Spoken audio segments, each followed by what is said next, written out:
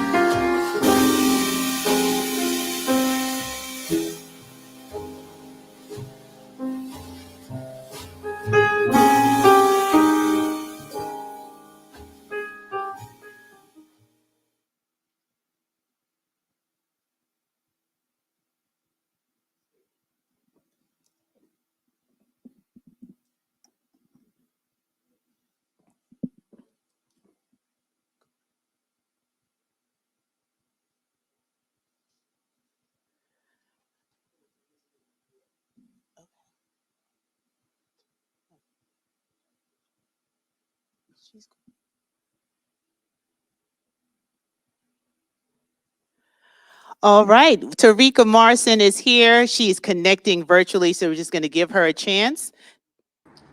Good evening, everyone. Good evening, Dr. Grant. I'm happy to be here tonight on behalf of Queensborough President Donovan Richards Jr.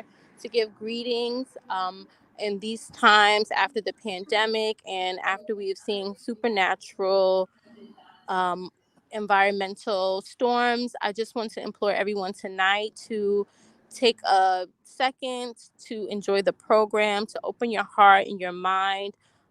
We are stronger Queens when our mental health is strong. And Dr. Grant, we thank you for putting on this program for the Borough of Queens and for New York City. Thank you so much.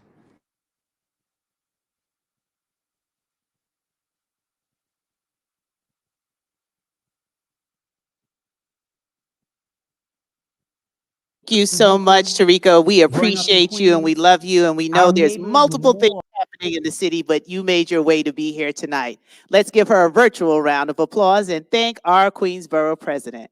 The folks who live near us. They were like an extension of our family. This is true all over New York City. What I have loved most about New York is how we step up for one another. We pull together when we see neighbors struggling, suffering, in need. I've seen this firsthand in my first month as chancellor. The terrible tragedy in the Bronx, the fire that took so many lives, including 8 of our own students. The city's response was swift and compassionate. That's the New York City that I know. And then we faced the unfathomable loss of 2 of our finest, police officers Rivera and Mora, both former public school students. And as the son and brother of New York City police officers, I know the fear that always comes when you say goodbye to your loved ones who serve. The fear of getting that call, and your life changing forever. New York City stepped up for those fallen officers and their families, and I know the city will continue to support those families well into the future. Again, that's the New York City I know. Which is why the Night of Healing really resonates with me. Providing resources and hope to neighbors in need is just the right thing to do. It's who we are as a city. And so I honor Night of Healing for its work, for the message that it affirms about our community, and for the support and humanity it provides our fellow citizens in need. Thank you, Stacey N.C. Grant, for your work, and God bless you. To represent the beautiful 31st Assembly District. I want to start by thanking Dr. Stacey N.C. Grant and our very own Queensborough President Donovan Richards for your leadership and heart for our community during this COVID-19 hardship and pandemic and the trauma that it's created. I want to offer today a message of hope, a message of a light being at the end of the tunnel, that we're turning the corner on the COVID-19 pandemic. But before I offer that message of hope, I have to acknowledge what that trauma has done to our neighbors, to our community. You have had losses, you've had depression, anger, anxiety, pain, loneliness, isolation, grief, and loss. This pandemic has brought us far apart, but also closer together. This pandemic has harmed many people, and we lost so many lives in this moment. But one thing about Southeast Queens, one thing about our communities, is that what drives us, what keeps us going, even in the face of adversity and hardship, is hope. Hope that the things that we struggled through over the last 2 years in this pandemic can be healed. Hope that we have the opportunity to check in on our neighbors, love, uplift, and support our neighbors, even when a global pandemic, over 100+ year pandemic, impacts our way of thinking and our way of life. I want to offer this message of hope as we turn the corner for COVID-19. There are community leaders, there are community groups and organizations that are here to ensure that you're uplifted in this moment. Just in the year and a half that I've been your state assembly member, we've educated over 150 constituent groups and individuals around the issues of mental health first aid so that they can be better neighbors in the space of identifying and recognizing the symptoms of mental illness, of pain, of strife, of grief. And so I'm encouraging everybody to go and seek support and uplifting, whether it looks like mental health and behavioral health counseling, whether it looks like talking to a neighbor, whether it looks like talking to a family or friend, whether it looks like reaching out to my office and speaking to one of my team members so that we can connect you to the right agency and organization to be able to uplift you and support you in this moment. As I offer this message of hope, I want to stop the stigma of going to go get that help and going to go get that support and those resources, because it's so key and important that we find that space of hope with any one of the tools that exists within our tool belts. I also want us to begin to heal the hurt. And by beginning to heal the hurt and trauma, we have to acknowledge it and be able to come together as one community to support each and every one of us. So thank you, Dr. Stacey N.C. Grant. Thank you, Queensborough President Donovan Richards. And thank you to the beautiful 31st Assembly District for giving me hope to lead you forward in this moment where there's so much confusion, pain. Much love. Keep up the hope, keep up the faith as we move together as one community. Thank you so much. We have been through so much during this pandemic, and we've been through so much just in life and generally. And sometimes it's really good to take some time out and to refresh and to reboot and to make sure that we are okay mentally, spiritually, and emotionally. It's really important to be able to take care of that part of us. There's a lot of issues when it comes to mental health and emotional health. And we want you to know that we care about you. We want you to know that there are resources out there for you to be able to get cared for in many different ways. Because if you're not okay, stuff is not okay. And we realize that you're not okay all the time. So this event and what we're doing, this Night of Healing, is really important. And I commend everyone that's working on this, because we all need each other. We all need to lean on each other, and there are resources for us to make sure that we are okay.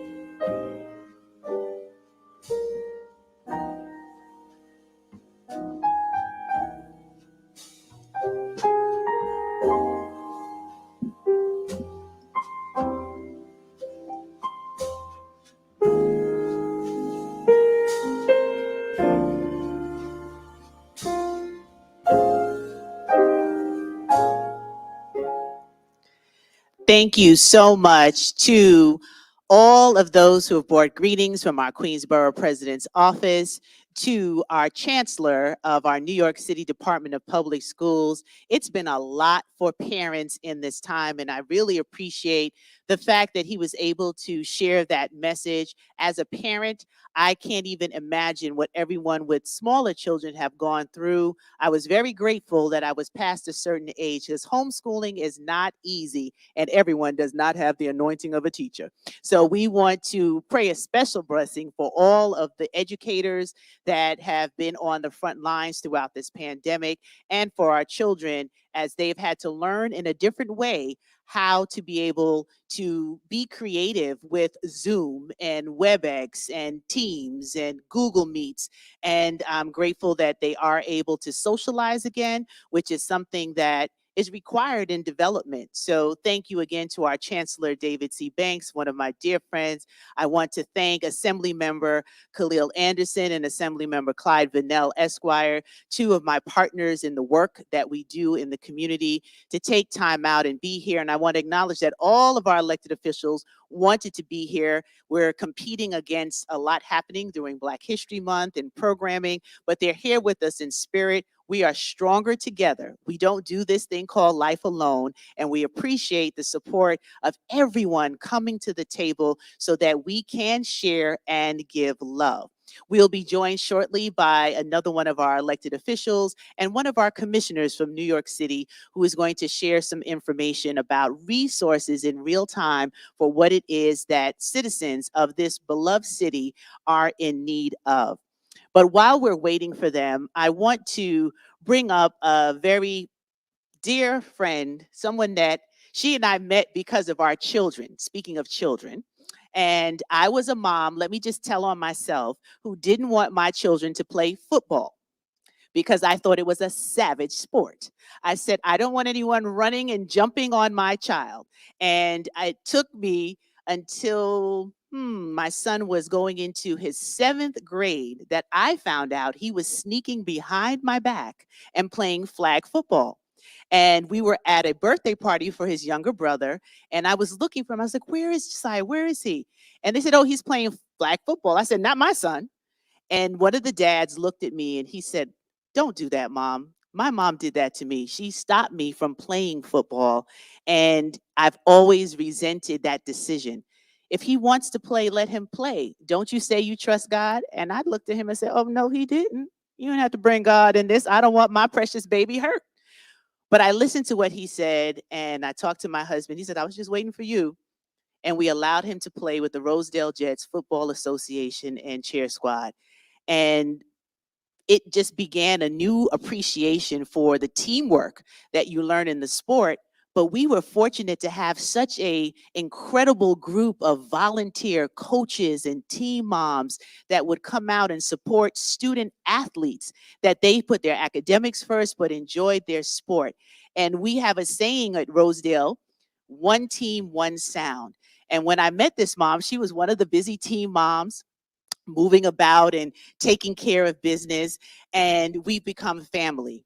And in the last year going on 2 years now, it's been a rough road. And when we talk about a night of healing, she is coming up to share just briefly about what she has experienced as she prays for the strength to be able to be a voice and an advocate when you are dealing with a difficult situation. So, with that being said, I need you online and in our studio audience to do me a huge favor and give a round of applause to Miss Robin Williams. Woo!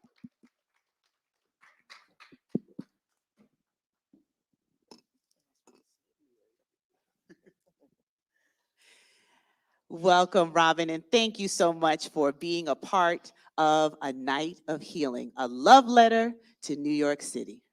Thank you, Stacy. Thank you for the invitation to come here to share my story. I appreciate you. And all of the elected officials, I appreciate you as well. Absolutely. And I know this was a lot, but we're in this together. You want to hold my hand through it?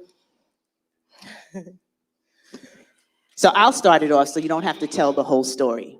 And this is an important part of healing for tonight, as our Queens District Attorney will be joining us to talk about some of the initiatives and ways in which we are looking, particularly in this borough, to be able to be a blessing. A mother never ever wants to think about laying their child to rest. That's not what we sign up for when the gift of life comes through us. But unfortunately, this mother got the call on the first day of the year in 2021. And her life has not been the same. Our lives have not been the same, because when you're on this team, all the kids become your kids. Yeah, they do. I And had we 200 had- kids on that field. Yes, and we had one of our babies transition. Yes. My son, DeAndre,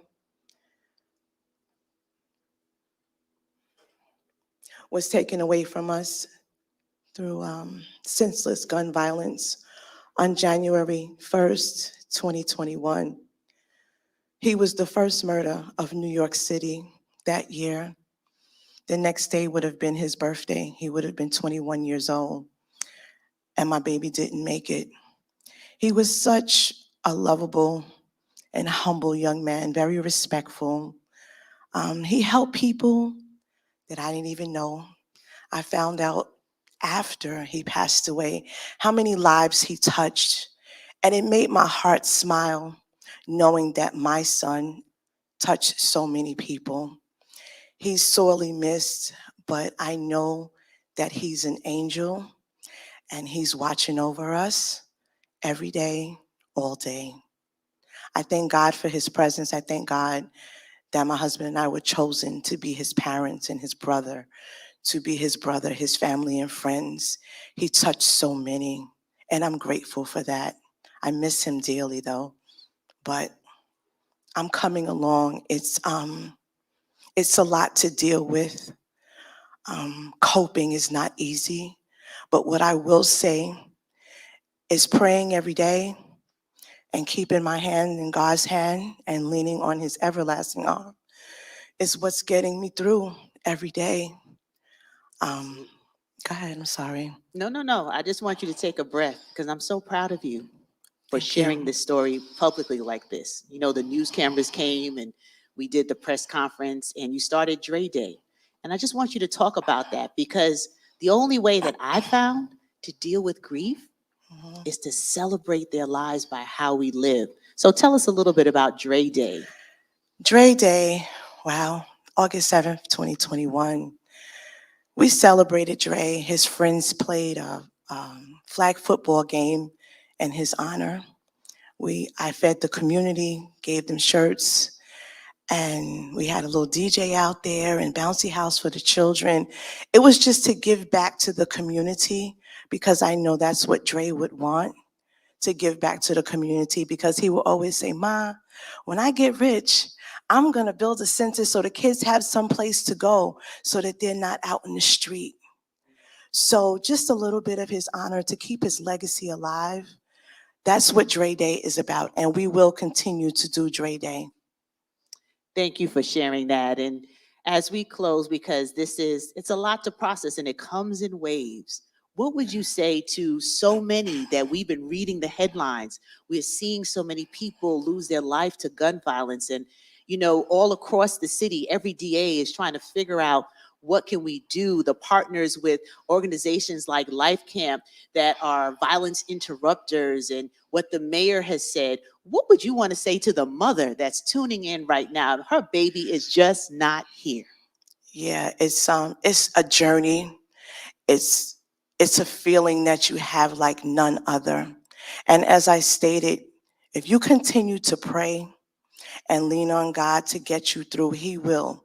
Because on that fateful day, January 1st, 2021, I didn't think that I'd be able to live the next hour.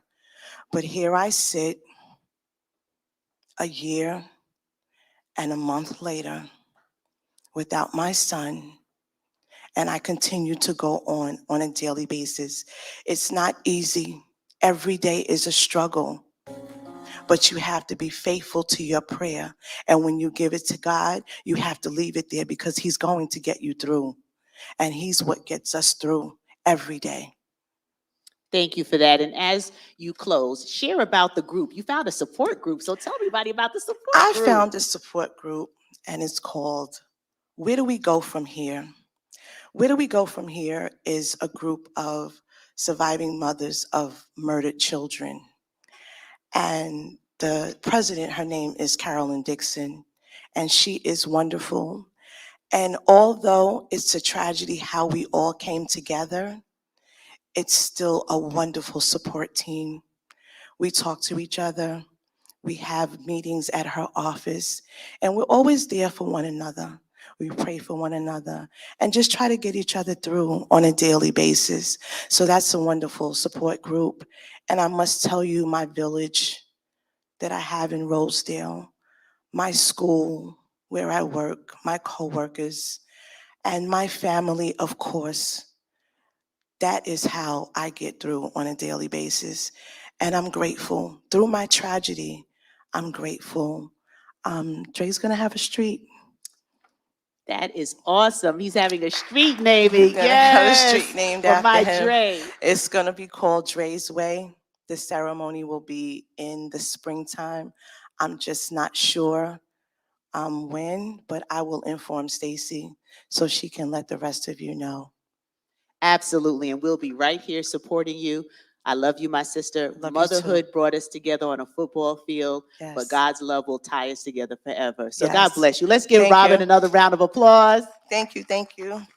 This is her first time doing this kind of conversation, but we wanted to raise awareness because this is so important. As my son feels, she's another mom, because that's who he saw on the football field. When he was going, she would feed them. Those mothers that spoil everybody's children, that's Robin. And I'm just so glad that we can love on her. We can let her know we're praying for her and that she's not alone. This love letter to New York City is to give somebody hope that when you're going through your darkest and most challenging moment, that you have others who are here to hold you up, lift you up in love and in prayers. And that's what tonight is about. And I said, Robin, are you willing to share your story? I said, just think on it, because I know it's a lot. And she said, you know what? I'm going to do it. So I need you to just share love on the screens where you're watching and just say, Miss Robin, we love you. And let her know if there's anybody she can connect with who might be in a similar situation. And just talking to her can bring comfort. Because unless you walk in somebody's shoes, you really don't know the depth of the agony that they go through when such a situation happens. So right now we're going to continue the program. As I see, we have been joined by our commissioner for the Department of Social Services, my dear friend, Mr. Gary Jenkins. He's going to come forward and we're going to have a little bit of a conversation as he's been newly appointed to this position. I said, Commissioner, I think New York City needs to know more about what the Department of Social Services does, where do you serve? What kind of programs and platforms do you have? And of course, he's a distinguished member of Phi Beta Sigma Fraternity Incorporated. So I just had to put in that plug. But Commissioner, please join us here as I give you a COVID ear hug so we can stay safe. Thank you for battling New York City traffic. Thank you. And excuse me for being late, but I made sure I wanted to be here. And I so appreciate you for being here. I'm so excited to be able to celebrate your appointment as a commissioner for the Department of Social Services right here in the greatest city in the world, New York City. Thank you. And as we talk about this night of healing and so much going on, we just heard a story from our dear sister Robin about gun violence. We have COVID-19, and tonight we're focusing on the mental health from all of this and being able to find a way forward and what resources are available. We're going to talk a little later in the program about suicide prevention, but you have so much that you are sharing with New York City. But before we get into the programs, who is Commissioner Gary Jenkins? Commissioner Gary Jenkins is the youngest of 8 children, single parent household, born and raised in Brooklyn, still live in Brooklyn with my wife and 3 daughters. Growing up, my family, my mom, we was on cash assistance, and, the city provided benefits to us through food, through shelter, through public health insurance. And it really inspired me, Stacey, to say I want to give back because the city gave so much to my mom and my 8 siblings, and it just put in me that giving back to communities, giving back to families, giving families hope was instilled in me. And I'll never forget. I went down to the welfare center back then. That's what it was called, and the case manager said to me, "Be different. I don't want to see you come in here. Education is so important, and that's your way to ensure that you don't, get on a caseload as your family had to." And that really resonated with me. And I really thank her for instilling that in me. So went to college and always said, I'm going to go back and I'm going to make sure that I become one of those case managers so I can work with those families who don't want our assistance, but need our assistance. So graduated, went back, became a house parent, became an eligibility specialist, and I stayed with the agency for over 30 years. Wow. And I absolutely love the work that we do. It's a phenomenal team. I would say for the leadership that's there share the same, if not more, number of years of service at the Human Resources Administration. And now also under me is the Department of Homeless Services. The work is hard, but it's worthwhile. I get up every morning first thanking God for the opportunity to pour into others and deliver benefits to others. So it's my life's work. I approach this not as work. I really look at this as my life's passion. And I can feel that. And because of your lived experience, you approach it with a level of compassion that's admirable. But some people might not know what the department does, all of the agency initiatives that are available. Can you share a little bit with someone in New York City right now? Say, well, I didn't know that was possible. I didn't know I could get that resource. Can you share a little? Absolutely. So the Department of Social Services, I'm going to speak to the Human Resources Administration. It's our public benefits program. So it's cash assistance, it's the public health insurance, it's SNAP, formerly known as food stamps. We also have domestic violence unit. We have our HACA AIDS unit. We have adult protective services. We have our emergency food assistance program. And we have our Office of Civil Justice. And that is free counsel to all who are in housing court. We want to make sure that we provided our clients with that available resource. So we have Access HRA. If you Google Access HRA, all of those available benefits and the applications online. We encourage folks to really go and look at that website. It's a lot of information for New Yorkers to avail themselves to. We tell everyone If you think you're eligible, don't think it, apply. Let us make that determination if you're eligible or not. And I appreciate you sharing that, because some people could be suffering, but because of pride, they don't want to reach out. So we want the message to go loud and clear. There are resources available, and that is what your agency is here for. And we want every person who knows someone, it might be yourself or someone that you know, get the help that is available. You have a staff of how many? 16,000. 16,000 people available to serve New York City. So we are hoping that during this program tonight, as you hear from different resources, agency heads, organizations, that you will take this information and actually act on it. We will build back stronger from this global pandemic, healing gun violence, dealing with all of the issues around racial challenges in the street. There's so much. I mean, we would be here all night if we Yes. listed our challenges. But the good news tonight, this love letter is to let you know that we do it together. And we're so thrilled that you are able to hear from some of the best and the brightest who offer themselves daily in service to heal our city. So, Commissioner, any final thoughts that you would like to share? I would just say, taking office when Mayor Adams appointed me to this position on January 1st, 2022, it's really an honor and a blessing to actually, come from the bottom down. I'm at the top, right? Oh, we doing a little rap. Started at the bottom, now we here. Okay. But to really serve our clients with care and compassion, and that's what I'm letting our staff know. This is how we're going to serve New Yorkers, again, who not want our services but need our services. So we're going to serve with care and compassion, and recognizing that folks that come to our doors, applying online, they have other challenges that they're dealing with, and it's not just looking for eligibility for a public benefit. But I want to make sure that we are there and we are working across all agencies to provide those services, and let them know that if you're going through some type of trauma and you have mental health needs, we want to make sure that that referral is seamlessly sent over to that other agency to provide those New Yorkers with the services that they need. I love it. And we're streaming on the bottom of the live the access to get New York City well, so that you can text, you can call, you can do a chat message, but resources are here. Commissioner, I thank you. I'm privileged to be able to call you my friend, but I'm even prouder to call you my commissioner. Thank you for all that you do, and continue to share the compassion that you have with our city. Thank you for sharing your part of our love letter tonight. Thank you so much, Stacey. Appreciate it. All right, be well. All right, let's give our commissioner another round of applause. And we're going to keep moving. The program is tight.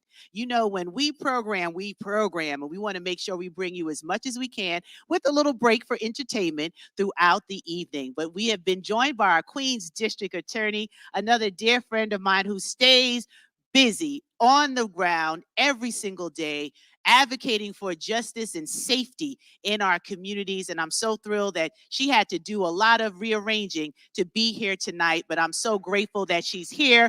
Please give a round of applause to Queens District Attorney Melinda Katz. Good evening, Dr. Grant. Hello, my dear Queens DA. How are Thank you? Well, ask me that after the program's over. I'll ask you after the program.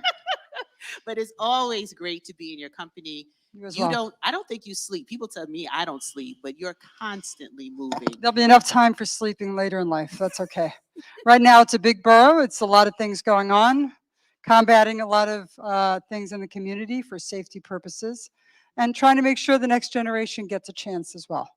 Absolutely. And I know you have a lot of initiatives that you were able to start here in this borough that didn't exist before. You've placed people in positions to really be in the community, on the ground, hearing from those who are violence interrupters, like so many of the organizations that we've been able to see featured in the programming from the District Attorney's Office.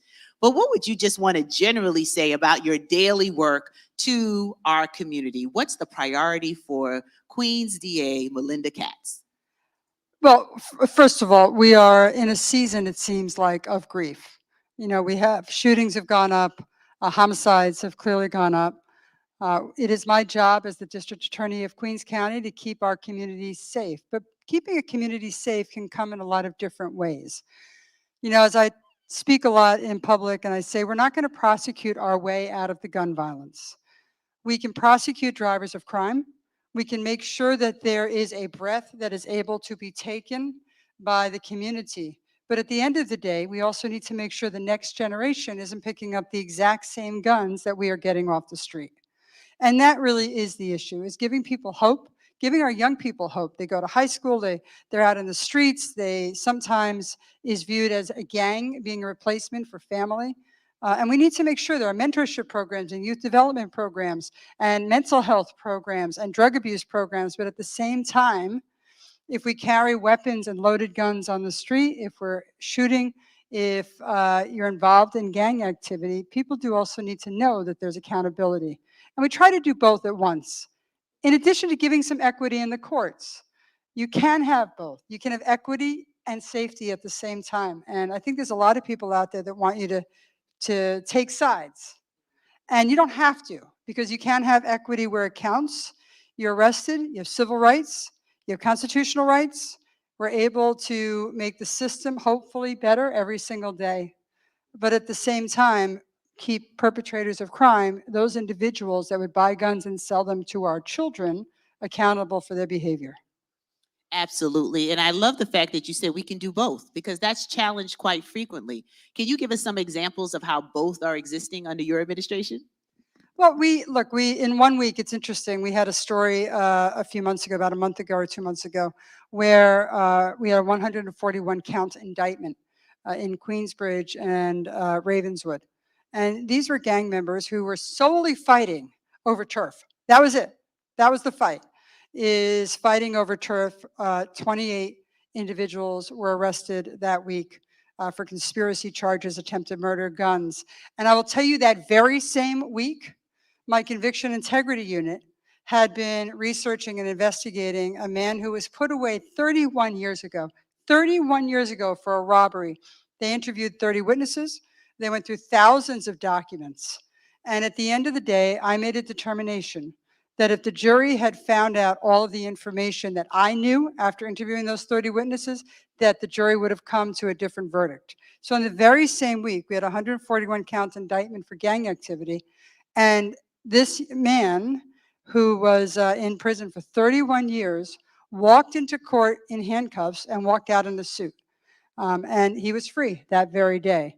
And so it's things like that that we work on both sides. You know, we try to hold people accountable, but yet I just issued an RFP a few months ago that was answered for $2 million for community organizations to have wraparound services so that the youth know people care. I find that there is not a lot of hope and not a lot of trust. And as you know, I go out into the community a lot, right? I do the jump ball, I run away fast. And people and coaches always say to me, why is it that you're in this community? Why do you come out so much? And I say, because the first time kids especially see a district attorney should not be when we're coming to get them. The first time they see me is when I'm trying to keep them out of the court system to begin with. I love that. And I think that's so important for everyone to remember, that intervention and prevention are a necessary part of the entire process of keeping New York City safe and finding resources and opportunities for our young people to be engaged in productive activity. So what would you like our residents to know about some of the programs that you have coming up, or some of the offices that they can contact if they want to be a part of a lot of the interventive work that you are doing? Well, first of all, we have an advisory council of about 700 people. So we have different types of councils throughout the entire borough. They certainly can join them. All they have to do is email info@queensda.org. Colleen Babb is the executive over community partnership. She is always available. We have people that go out to community board meetings and to city precinct council meetings, and they can be involved in that. I also want them to know they can report things. There are a lot of scams out there. I created a Bureau of Worker and Housing Protection, for instance. Those individuals that will knock on your door and ask to buy your house for cash, right? And or those employees who will take advantage, employers who will take advantage of employees, either because of their documentation status or because of other reasons they can't find a job, they want a kickback. We will help get that money back.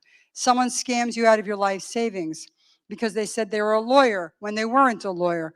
We actually had a situation in a case where we got money back for a family whose parents put their life savings down for their daughter to buy their first home, sent it to the lawyer. It turned out to be a scam. At the end of the day, I got the money back, but I didn't have a defendant. And you know, for a prosecutor, that's an unusual step. But the important thing to me was to get the money back for that family. They worked their whole lives for that money, and they were scammed out of it. And so it's important that people understand that they can come to us. It's good that we keep track of who's getting cheated along the way. We do gun buybacks. We have gotten almost 400 guns off the street in the last 2 years of my administration. I think it's 398 guns or some number like that. And that's important for every one of those guns. And I know there's some controversy on gun buybacks. Do they work? Do they not work? Let me just tell you this, Dr. Grant. For every gun I got off the street, that's one gun that's not shooting anybody. So whatever the controversy is out there about the gun buybacks, we got almost 400 guns that are not going to shoot anybody else. They're now melted with all of their ammunition. And it works out well. We do it with the clergy because clergy are great partners in what we do. So there's many ways to get involved, and we are proud of anyone who wants to join us and work on intervention, make sure that young people don't end up in our house at all. Absolutely. And I'm proud to serve on your African American Advisory Board for the District Attorney's Office. And a lot of information that I've been learning just sitting on that council and just learning about what the initiatives are and how really involved all the ADAs are and committed to the work. So final words from our District Attorney. What would you like to say in your last piece of your love letter to New York City? We are trying to attack crime in many different ways. One is perpetrators of crime, but the other really is to make sure that there are resources so people never get into the life of crime. And that is getting people out when they want to get out, making sure the youth know that there are people that care deeply about them. But at the end of the day, you should trust that we want to do the best thing. So if there are issues in the community, we want to be involved in that. And this is the day of healing, right? A night of healing. And I think it's important to remember that for everybody who is shot, for everybody that is hurt, robbed, felt like they had no choices in their lives, feel taken advantage of, there are people out there that care deeply, and we want to help heal. But the best way we can heal is really to make sure that we're never in that position. You cannot unshoot a gun. It can never be unshot. So we need to get them off the street. We need to work with the community. And I think the best way to heal is to start creating some trust between the district attorney's office, the police, people in the community, our young people. And with that trust comes a community that truly cares. Thank you. And Thank you so much. Thank you so much. Let's give a round of applause to our Queens District Attorney, Melinda Katz. And thank you for what you do, Dr. Grant. Thank you. Thank you. Thank you. Appreciate it. Well, I hope that everyone is learning a little bit. You know, this is a lot that we have to deal with in New York City, and I don't take it for granted that I'm able to call on our public servants to be there for nights like this when we're able to share messages of hope, inspiration, resources, and information that will help heal our land. So before we have a musical break, we're going to hear from two other special guests that are here representing two of our other elected officials. Our Speaker of the House is busy, but she is the first African-American female Speaker of the New York City Council. And she was so torn that she couldn't be here in person as she participated in the first night of healing that we did back in September. And I'm thrilled that one of her directors of community partnerships is here with us. Let's put our hands together. I call him Pastor Ty, but I know he's here on official business, not only to bring greetings on behalf of Speaker Adrienne Adams, but for himself. So welcome. Let's give him a round of applause to my dear friend, Tyrell. Dr. Grant, Look, thank you so much. COVID I know. How are you? I am well, thank you. I know it's a Absolutely. busy time for you, for our speaker, but she sent some words on your behalf, and you also want to share some words. And I want to thank you for being such a great constituent liaison in our community and all that you sacrifice and do. Absolutely. Well, on behalf of the speaker, she did send a letter, and I do want to read it if that's okay. All right. The sentiments of the speaker read as follows. Greetings. Thank you so much to my dear friend, Dr. Stacey Grant, and Queensborough President Donovan Richards Jr. for organizing a night of healing, a love letter to New York City. Our beloved borough of Queens and truly the entire city of New York has endured so much tragedy throughout this COVID-19 pandemic. From the virus to gun violence and climate emergency events like Hurricane Ida, we have been living through multiple crises that have upended our way of life. Now more than ever, our communities are in need of healing, hope, and inspiration. Our families need to be uplifted and provided the necessary resources to not just survive, but to thrive. We need to come together at this tough time. With so much tragedy and trauma all around us, it's important that we continue to focus on mental health and wellness in our communities. For anyone who is struggling with depression, suicidal thoughts, or mental health challenges, please know that you are not alone. You are loved, and there will always be support for you. As we continue to recover from the long-standing effects of this pandemic, we will work to heal our borough and city together in a united way. Thank you, Dr. Grant, Borough President Richards, and everyone tonight. Speaker Adrienne Adams. Thank you so much. Let's applaud for my dear friend, Speaker Adrienne Adams. Virtually, you can jump up and down even though we can't see you. But I so appreciate her commitment to representing the entire city. We know that Queens claims her, but now as the speaker, she is on the ground 24/7, making sure that we have equity, access, information, and resources. But you also are out here representing not only the office, but in the work that you do, light, love, and inspiration. So what would you like to share? Sure, absolutely. Just echoing the sentiments of the speaker, as you mentioned, I am also a pastor.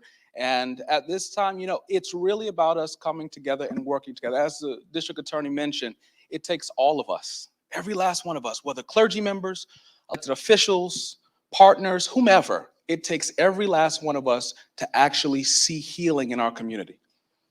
And that is the part that I want everyone to share. Even right now, could you share this broadcast? Put it on your Facebook page, share it on your YouTube, put it out on Twitter. Somebody might just need to hear one message of hope from one of our speakers, a piece of the information. Maybe the music that you're going to hear shortly will be soothing to them in difficult times. That's how we're here for one another, and that's how we remain stronger together. Do you want to share any of the programs that might be coming out of our speaker's office in the local district and what she's doing throughout the city? Absolutely. So one of the events that we have coming up, or outreach initiatives, is actually a faith-based conversation about safety. And it's open to the public, it's in person, and it'll be held February the 26th at Praise Tabernacle Church in South Jamaica, Queens, 108-11 Sutphin Boulevard. To RSVP, you can email your name to speakeradamsevents@gmail.com. And it will secure your seat, and we'd love to have you as part of that conversation as we work together to heal our city. Absolutely. And because I know how you pray, I would be remiss if I didn't ask you to share a little blessing with everyone that's listening before you leave us today, Pastor Ty. Absolutely, absolutely. Let's pray. Father, we thank you. We thank you for your goodness. We thank you for your kindness. We thank you for your love and your mercy. Father, as we come together for healing in our city, we pray that you give us the power and the strength to continue to move forward. Every time there is seemingly a roadblock, I ask, oh God, that you give us the spirit of might to conquer it. Father, we pray also, oh God, that your peace guard our minds and the hearts of the people that are listening to these words. And even those who may not see this broadcast, we pray that your eternal peace guard their hearts and minds like never before. Father, we thank you. We thank you for the breath in our bodies. We thank you for allowing us to see yet another day. We thank you for the opportunity of collaboration. Father, we pray that as we stand together as one community, a place where we have something in common, that unifies us. We pray that that humanity in us link together with each other until everyone sees a brighter day. We thank you in the name of Jesus. Amen. Amen. Thank you for that prayer. Thank you for coming, and please give the speaker my love. Absolutely.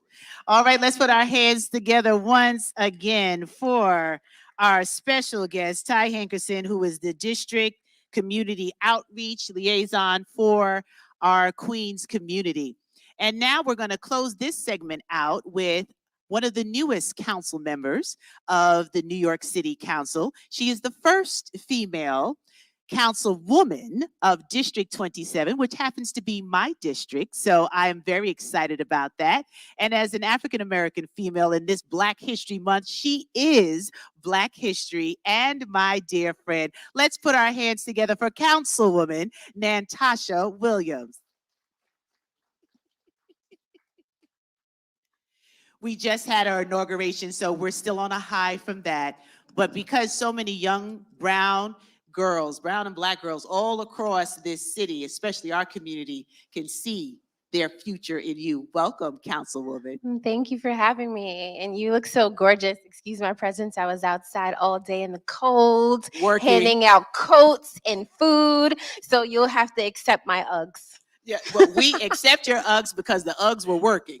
You were in the community giving out clothing to those who really need it during this time. And that's what I love the most about you, your passion for the work. Not the fanfare, No. not the photographs, No. but for the work. Yes. And we appreciate that. So as one of the newest members of the New York City Council, New York City Council made history with being majority women for the first time. What would you like to say to all of the constituents on behalf of your other council members? Oh. What are you really focused on? And then we'll get into Queens. Okay. I'd say personally for me, I was sent here by the great and amazing people in the 27th Council District. And so essentially my mission is their mission. As you know, as a member of the 27th Council District, it's important that we support our young folks. It's important that we support our seniors, but it's important that we have a great quality of life. And so making sure that government works for us is at the top of my list. I love that government works for us. That's where our tax-paying dollars go. Absolutely. So you were doing a service project today, but you have a lot that you've hit the ground running. You are the chair of a committee. You want to share the news about your appointment as one of the chairs on New York City Council? Yes, so thanks again to Madam Speaker for appointing me chair of the Civil and Human Rights Committee. I'm also a member of the Mental Health Committee and General Welfare. Shout outs to Commissioner Jenkins, and really excited to work with the mayor's office, work with Commissioner Jenkins' office, and the other relative parties in city government to make sure that we are supporting people most in need and that we are really working to change people's hearts and minds, which is really, really hard because you can give someone a resource, but that doesn't mean that you're actually affecting the person themselves. And so how can we support the whole person is something else that I'm really focused on, and really excited that I get the opportunity to support those causes as member of these very important committees. And I think that's important. You can have the resources, but if we don't take advantage of it, it's for naught. And we don't want to see that happen. So what would you share as some of the right away initiatives that have already launched that you would direct people to? Especially tonight, we're talking about healing, mental health awareness, suicide prevention, and we're going to hear from others who specialize in this area. What's your message of love for the city? Oh, my message of love is one, I'm always here. I love you. I support you. And know that you're not alone. There's tremendous resources that the city has. There's other nonprofit partners that have resources. Feel free to reach out to my office. If you need anything, District 27 at council.nyc.gov.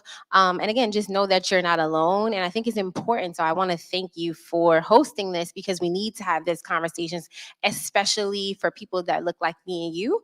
So I think there's a lot of taboo around Black and brown communities and mental health.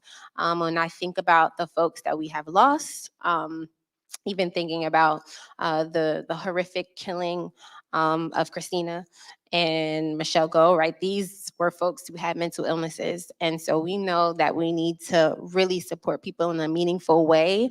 I know Thrive NYC got a lot of flack from our former First Lady, but it was the first time that government actually played a role in understanding and working to solve issues around mental health. And I do look forward to working with the mayor and my colleagues in the council to continue and expand and improve upon that initiative, because I think it's really, really important.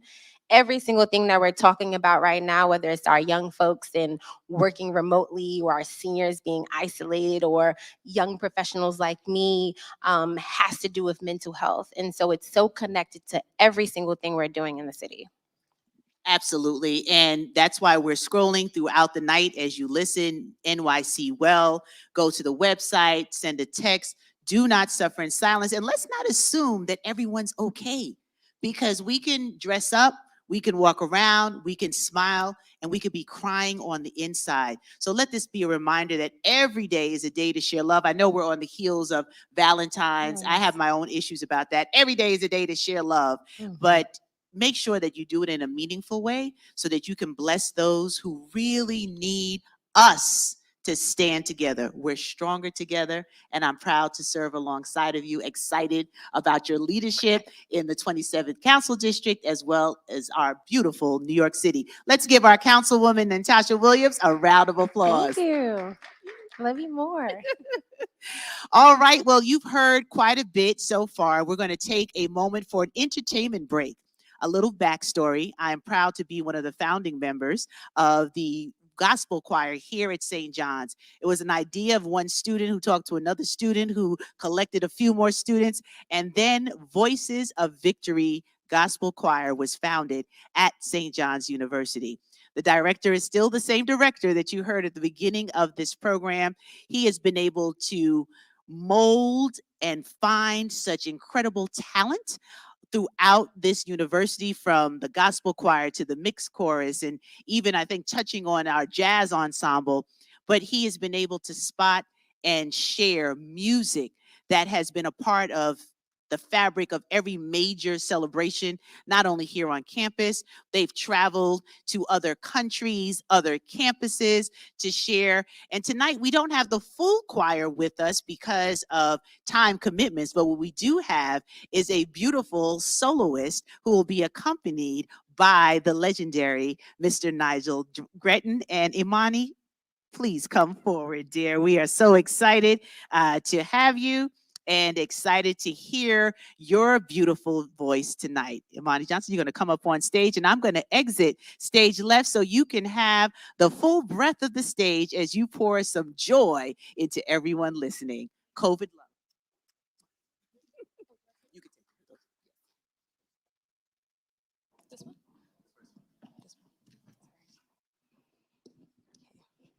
Thank you for having me.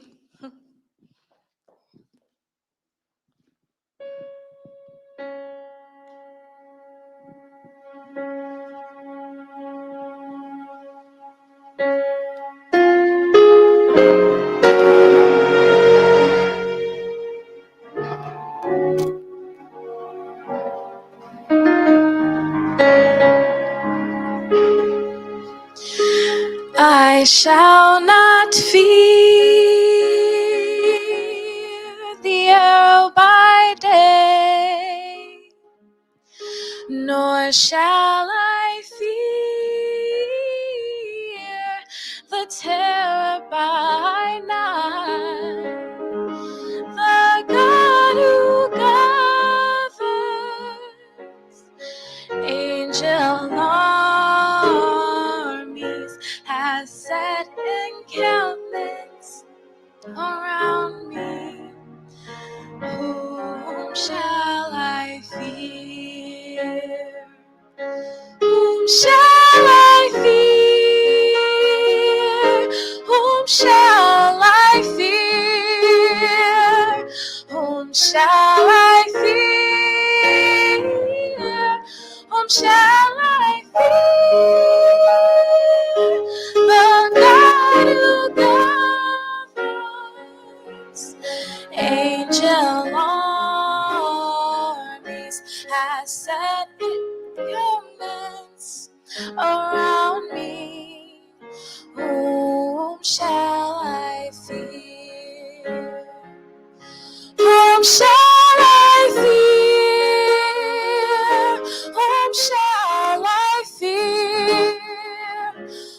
shall I fear? Whom shall I fear? The God who governs angel armies has set encampments around me. Whom shall I fear? I'm not afraid. All is well. All is well. I'm not afraid. All is well. All is well. I'm not afraid. All is well. All is well. I'm not afraid. All is well. All is well. The God who governs angel armies has set encampments around me. Whom shall I fear?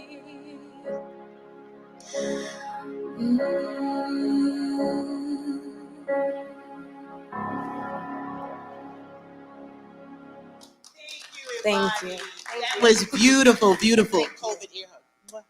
Okay, thank you. Let's give her another round of applause. She came straight from taking a final to sing and be here representing Voices of Victory. Make sure you show her some love online. She is going to come back again later on with another selection, but I'm just so proud to see the music continue here, and music does it for me. I don't know about you, but music just soothes my soul. And when you have a playlist that allows you an opportunity to just break away from the reality that you might be facing and just lean in to something washing over you, that's what music does in lifting me up when times are challenging and difficult. So throughout the night, we're going to have a little commercial break with some of the speakers that work with me and my company. It's called Platform Ready.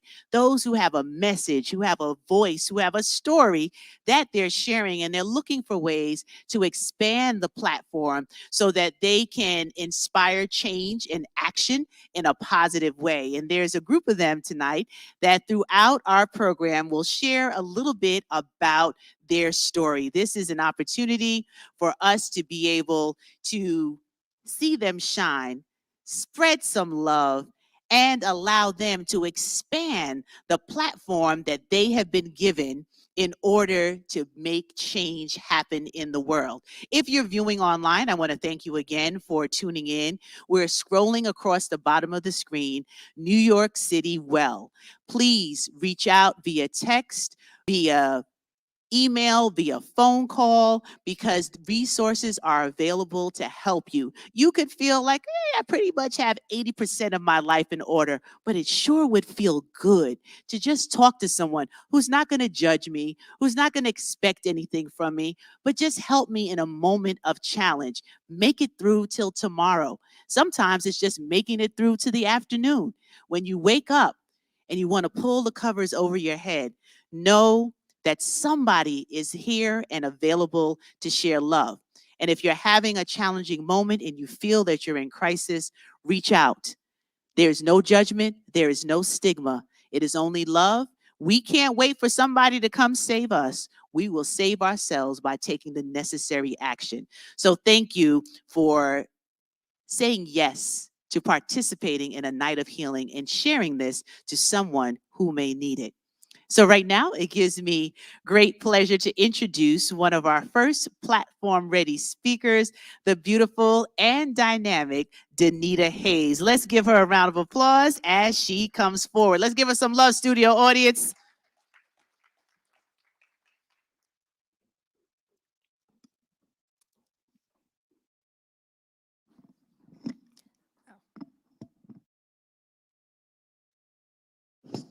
Thank you so much. I am so excited to be here tonight.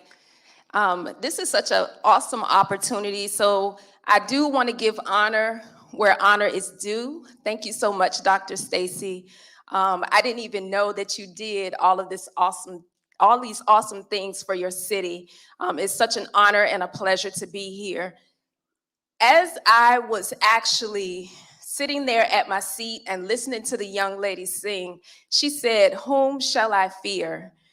And it really resonated with me. It touched my heart. And this isn't even a part of my speech, but I just want us to just dwell on that word tonight. Whom shall I fear? And the Bible verse that came to mind was, God has not given us a spirit of fear, but of love, power, and of a sound mind. And so as I go into that tonight, my name is Danita Hayes, and I am the owner and founder of Women Flip Houses 2. Women Flip Houses 2 is an organization that I created so that women can build legacies for their families, so that women can have financial freedom through investing in real estate. And I think one of the reasons why that song resonated with me is because a lot of times women are afraid or they're scared to step out on faith and do the things that God has called them to. One of the biggest areas or one of my biggest passions that I have is to empower women. So what we do is we teach women how to invest in real estate. We teach them how to build financial freedom and to build wealth for their families. And I'll just tell you my story. I started out in real estate as a real estate agent initially back in 2005. I was a young wife, a young mother, and we were struggling financially. But it was a time where I wanted to be more involved in my children's lives as far as, taking them to school, being able to go on field trips and volunteer and things at school. And I wasn't able to do that because I was working a very vigorous 9-to-5 job. And so I prayed to God and I said, God, what is it that I can do so that I'm not missing out on my children's lives and missing out on the things that are so important to them and still be able to help to provide for my family, because we needed 2 incomes. One was not going to be enough. And so I prayed and God gave me real estate. I just woke up one morning and I heard in my head, you're going to sell real estate. I looked at my husband, I said, you know what? I'm going to sell real estate. And he just was like, okay, out of nowhere, out of the blue, like, where did this come from? Looking back, I believe that God gave me that vision, and he knew that it was going to be bigger than me just selling houses or helping people buy and sell houses. It was a ministry. It's something that he gave me. It was a vehicle that he gave me to fulfill the purpose and the plan that he had for my life. And so when I look back, one of the first times I went on to a listing appointment, I went to meet with one of my clients. And when she opened the door, I could feel the heaviness in her heart. I could feel something just wasn't right. And I knew the reason that I was going there was because I was going to help her sell her home. And I was going to help her sell her home because she was basically having financial issues. Listen, I could relate at that time what it was like to have financial issues and not being able to pay your bills, not knowing where your next meal is going to come from. I could definitely relate with her on that. And before I left her house, the Holy Spirit said to me, I want you to pray with her. Now listen, let me just tell y'all, at this time, I barely had gas in my car, barely had money in the bank, probably on a negative, right? And God wanted me to encourage somebody else. He wanted me to pray for somebody else, but I had to do it. And so I asked her, I said, do you mind if I pray with you? And she said, yes, please do. So I prayed with her. We prayed right there in her living room. And when we finished praying, she said, you know what, Danita, I feel better. I feel like a dark cloud has been lifted from me. And when I left her house that day, God spoke to me and he said, Danita, if you take care of my people, I will always take care of you. And that was the day that I realized that it wasn't just about selling real estate, but it was about doing the thing that God had called me to do. But he put real estate in my life as the vehicle to fulfill the purpose and the plan that he had for my life. And through that, I felt so passionate about sharing what God had given me. He had given me the ability to provide for my family, to build wealth for my children. So eventually, I started out in real estate just as an agent. Since then, I've opened up my own real estate company, a full service real estate company, as well as an investment company. And we focus on teaching women how to also invest in real estate. So right back again to what the young lady was singing, whom shall I fear? God has not given us a spirit of fear, but of power, love, and of a sound mind. We don't have to be afraid as women. We can step out on faith. We can do the things that God has called us to. And we don't have to sit back and wait for someone to provide for us. And so it's just been a passion of mine. Did you guys know that only 30% of women actually invest in real estate? And a lot of them are intimidated by it because they don't truly understand it. And there's so many different facets of real estate. And I want to be able to empower women and teach them. So out of that was birthed Women Flip Houses Too. And one of the things I want you to notice tonight, I brought my hard hat with me. So as you can see, these are the hats that we actually wear when we're out here in these real estate streets, flipping these houses and making that dough, right? I had to take it to the streets for y'all, right? So the hat is pink. It represents our femininity. It represents the fact that we are women, we are proud of it, and we embrace and accept our femininity. The hat is hard because it represents our strength of who we are. It represents power. And then lastly, it's round. It's round because we come together as a network of women. We hold each other up. We uplift each other. We encourage each other. We stand together. We learn and we earn together. And so again, the movement is Women Flip Houses Too. It's not just about flipping houses. It's not just about investing in real estate, but it is about building wealth. We are making money doing it too, but it's also a movement of women coming together, learning together, earning together, and it's a network of women. Again, Women Flip Houses Too. Thank you so much for allowing me to share. Ooh, I am so proud. We can do better for that for Danita Hayes, Women Who Flip Houses. Yes, that was awesome.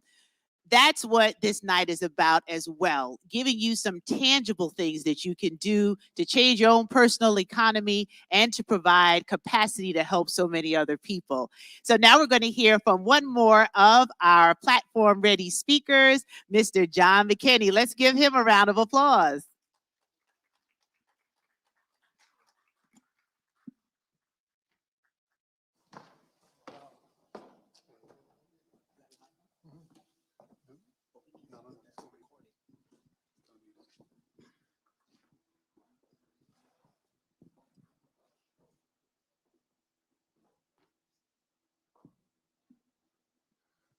Two roads diverged in the middle of a yellow wood, and sorry I could not take both and be one traveler. Long I stood and looked down one as far as I could to see where it bent in the undergrowth. Then I took the other just as fair, perhaps making a better claim.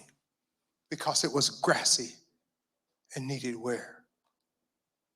I took the road less traveled.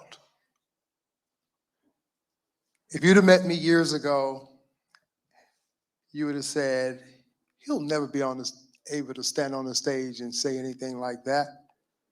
I was the one that people called shy, stage fright. When I would get up in church, they would start laughing before I opened my mouth. I would stammer, I would stutter, the paper would flicker and flutter. But one thing that happened to me is that I had a burning desire to want to speak. It was an insatiable desire. I no longer wanted to be a prisoner of silence. I no longer wanted to be a person that couldn't express my emotions, that couldn't express my feelings, that couldn't express what I felt in my heart.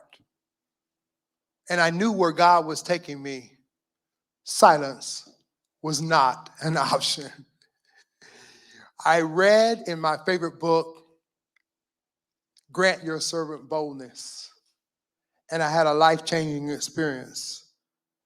I went to a professional play, thirsty to want to learn how to speak better, thirsty to want to see others do what they do, and I was so enamored by the play. And I said to myself, I don't want to be silent anymore.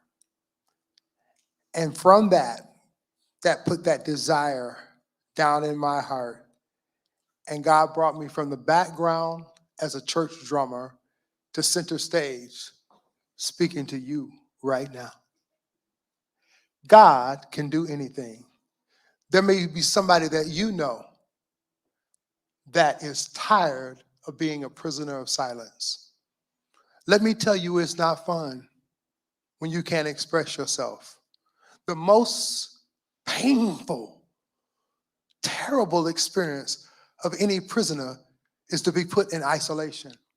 It literally, some of them lose their minds, not being able to talk to another person, not being able to express themselves. But I have a heart for the young people because they're the next generation. Do you know the number one problem is it's a communication problem? How many of you know somebody that has a communication problem? You say water and they start fighting. Oh, my granddaddy said water to me when I was 5 years old, and that means you hate me. No, I just want some water. But this is an opportunity for us to see if God did it for me, he can do it for someone else. No longer do I want to see young people trapped in silence. And later I would discover that I had something that was a block to my boldness. Never even knew what it was. Never even heard the word until I got to college. Dyslexia, a learning difference where you don't read like other people. You don't see like other people. And the scientists are now saying we don't even think like other people. My book is called My Ears Had to Be My Eyes. What God taught me about the power of the arts and using the arts to communicate, using the arts as a tool to settle differences, using the arts as a powerful tool to tear down hatred, to tear down injustice, to tear down confusion. You know we can always talk about it. If you know how to talk, you can stop a war. What was my goal now? I have a heart for young people that are trapped in silence as prisoners. My goal is to set them free. If you know someone, a young person, that's a prisoner of their very own silence, and that the arts can be an expression and a way for them to express themselves. Because sometimes inside of that angry child is a powerful warrior. Two roads diverged in the middle of the yellow wood, and I could not take both and be one traveler. Will you take the road of violence, or will you take the road of communication? My name is John McKinney. I am the Hope Ambassador, and it's been my honor to be with you tonight and to share my story. Don't feel sorry for me, because God is good. I can't see, but I can sure enough hear. God gave me a song. We're getting to turn it into a short film that will be coming out with the word breathe in it. God gave me so much because I can hear. And faith comes by hearing. Know this if you don't remember nothing else. There's a young person out there that needs help. They need to learn how to communicate. And if we can teach a generation how to communicate, this world will be a better place. Thank you. Awesome. Thank you so much, John. That's right. It starts with our children. Thank you so much to our platform ready speakers. Let's give them another round of applause. Adding to our love letter to New York City and sharing the opportunity for enterprise, for using your voice to be able to create a difference and to make a difference in the world. So we're going to continue on. One of my dear friends is here with me, and he is someone that this work, mental health awareness, is his life.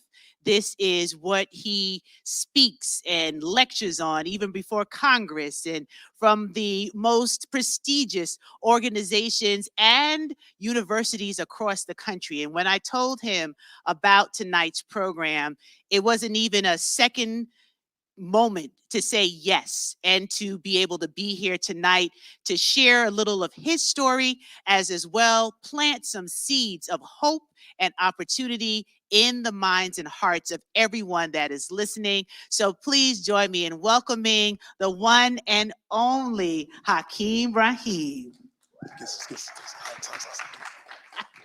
It's so difficult for me to do these COVID appropriate greetings when I want to just hug everybody. Exactly. I'm the same way. But thank you so much for being here. You're most welcome. And before we get into any questions, who is Hakeem? So Hakeem Rahim, that's a great question. So I'm a first generation Caribbean American. My family's from the islands, Trinidad and Grenada. And yes. Any islanders out there? Yeah. Of course. We run teams. Oh, let me behave. Okay, start. There you go. Of course. When we throw out the islands, then you got to start, right? First generation. My family, I grew up in Hempstead, Long Island, and I went on to become the first African-American male valedictorian in my high school, in Union High School. Woo, we got to pause for a shout out to that. First African-American male valedictorian in Uniondale. Okay. Yep. And from there, I went on to Harvard University for a degree in psychology, then Columbia for a master's in psychological counseling. And the reason why I'm sharing that is like so many young men and young women who go away to college, I struggled.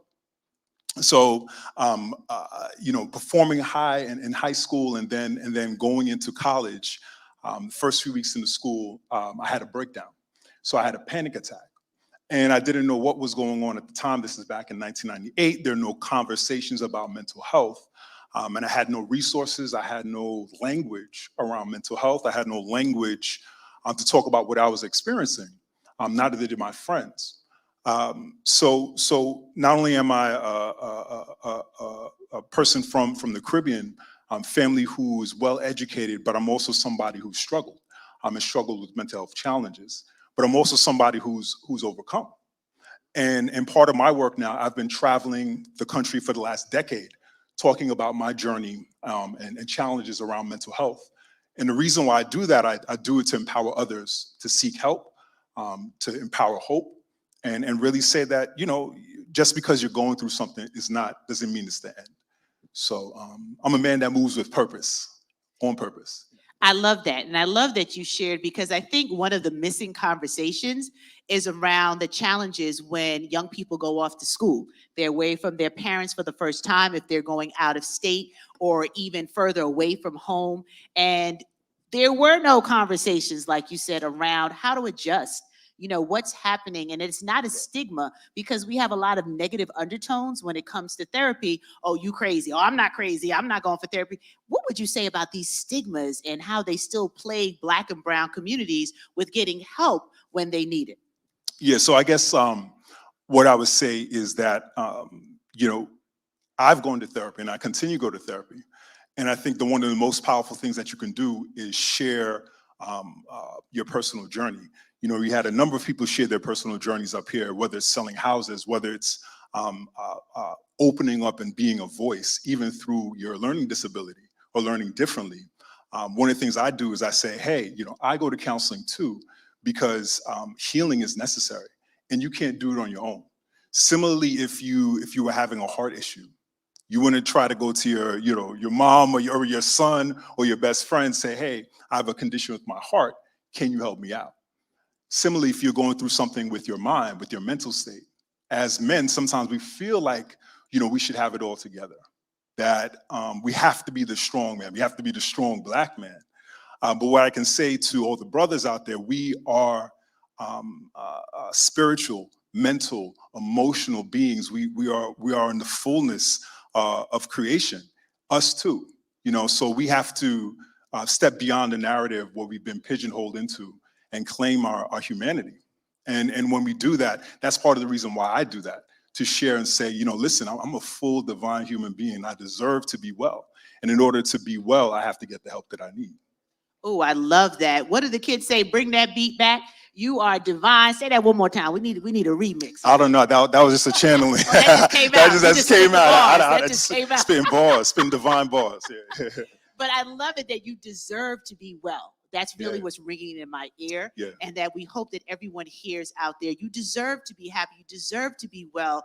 There's no judgment if you're in a place where you're not feeling well, but you need to get the resources that are available to help you become better. Correct. So when you're advocating and you're called on to speak and testify all over the Correct. world, Yes. what is that message that you really want to drive home for someone that's tuning in? Yeah, number one, it's okay to talk about what you're going through.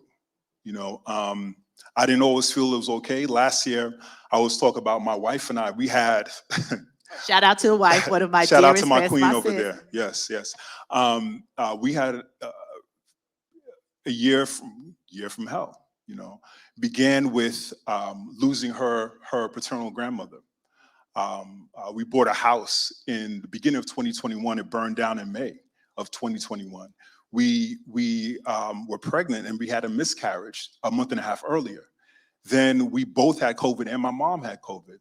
Then because of that, I was hospitalized in a psychiatric hospital for 3 days last year. Then her father, my father-in-law, passed away.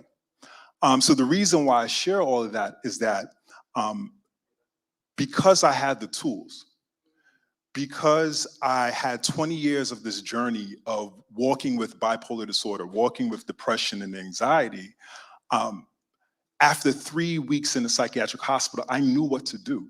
I had the counselor ready. I have a person who's a life coach who works with me.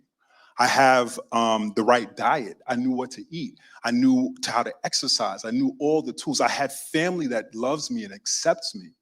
So because I had the tools, because I wasn't afraid to talk and get the help that I needed before, I had the wherewithal and the know-how to get better. And the issue is that so many of us, number one, don't even know that we need healing. So many of us don't even realize that we're hurting. I wasn't going to counseling for about 9 years because I'm like, I'm good, but it wasn't until I was traveling for over a decade, speaking in 27 states. I traveled to Jamaica to speak. But it was in 2019, I had to cancel 7 engagements. I couldn't even get out of bed. And the reason why is because I had to process some things from my past that I didn't even address. So I'm here, speaking about mental health. You got to go get help. I'm doing it. but not realizing that I was still hurting. So I had to stop doing what I was doing and pause and get the help that I needed. So the reason why I'm saying all this, to pull it back together, is that we don't even know that we're hurting sometimes. And sometimes it takes somebody who's been through it to say, listen, there's nothing wrong with you. There's nothing wrong with us. Something is wrong with what's going on right now, but there's nothing wrong with you. And I think if we can continue, if I know I want to continue to share my journey, share the tools that I've learned, because people are suffering no matter what color. And as much as I can do towards that, for that hope and help and healing, like you talked about, that's what I'm going to do. I'm just excited. I keep talking. I'm passionate about others getting help. That's what it is. And we feel that passion and compassion and the Absolutely. transparency. I'm so grateful that we can have this conversation in space to be able to open it up, because I talk to my family about therapy when it's needed. You know, we can't not get help. I'm really praying that everybody will do their part today with reaching out to even someone who you think is okay. There was a whole hashtag going around, check on your strong friends, because everybody is going through something.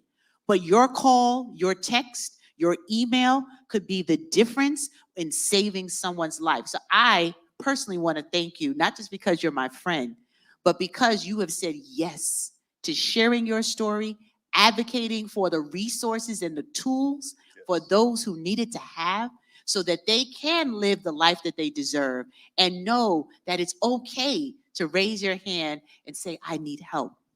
I love and appreciate you. Appreciate I'm so you grateful for you and your beautiful bride. Yes. And I'm praying nothing but continued success on your journey of telling your story. Amen. So any final words, my brother, before you go? 3 things I say: it's okay to talk about what you're going through. 2, there's no shame in seeking help. And 3, there's absolutely hope. There's nothing wrong with you. There may be something wrong. There's nothing wrong with a family member. There is something wrong. One of the key things that always kept me going, even through my lowest moments, was knowing that I deserve to be well. You know, I deserve to be whole. And I don't deserve to be suffer. God didn't place me here to suffer. He didn't place any of us here to suffer. And if we are, then we just have to look for the resources that we need to be well. So that's what I will leave everybody with. Yeah. Awesome. Let's give Hakeem Rahim a round of applause. Thank you again. Thank you, Stacey. Kiss, kiss, kiss.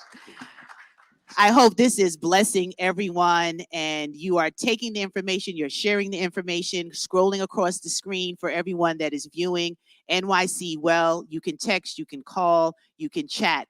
There are multiple ways that we heal this city together. We're stronger together.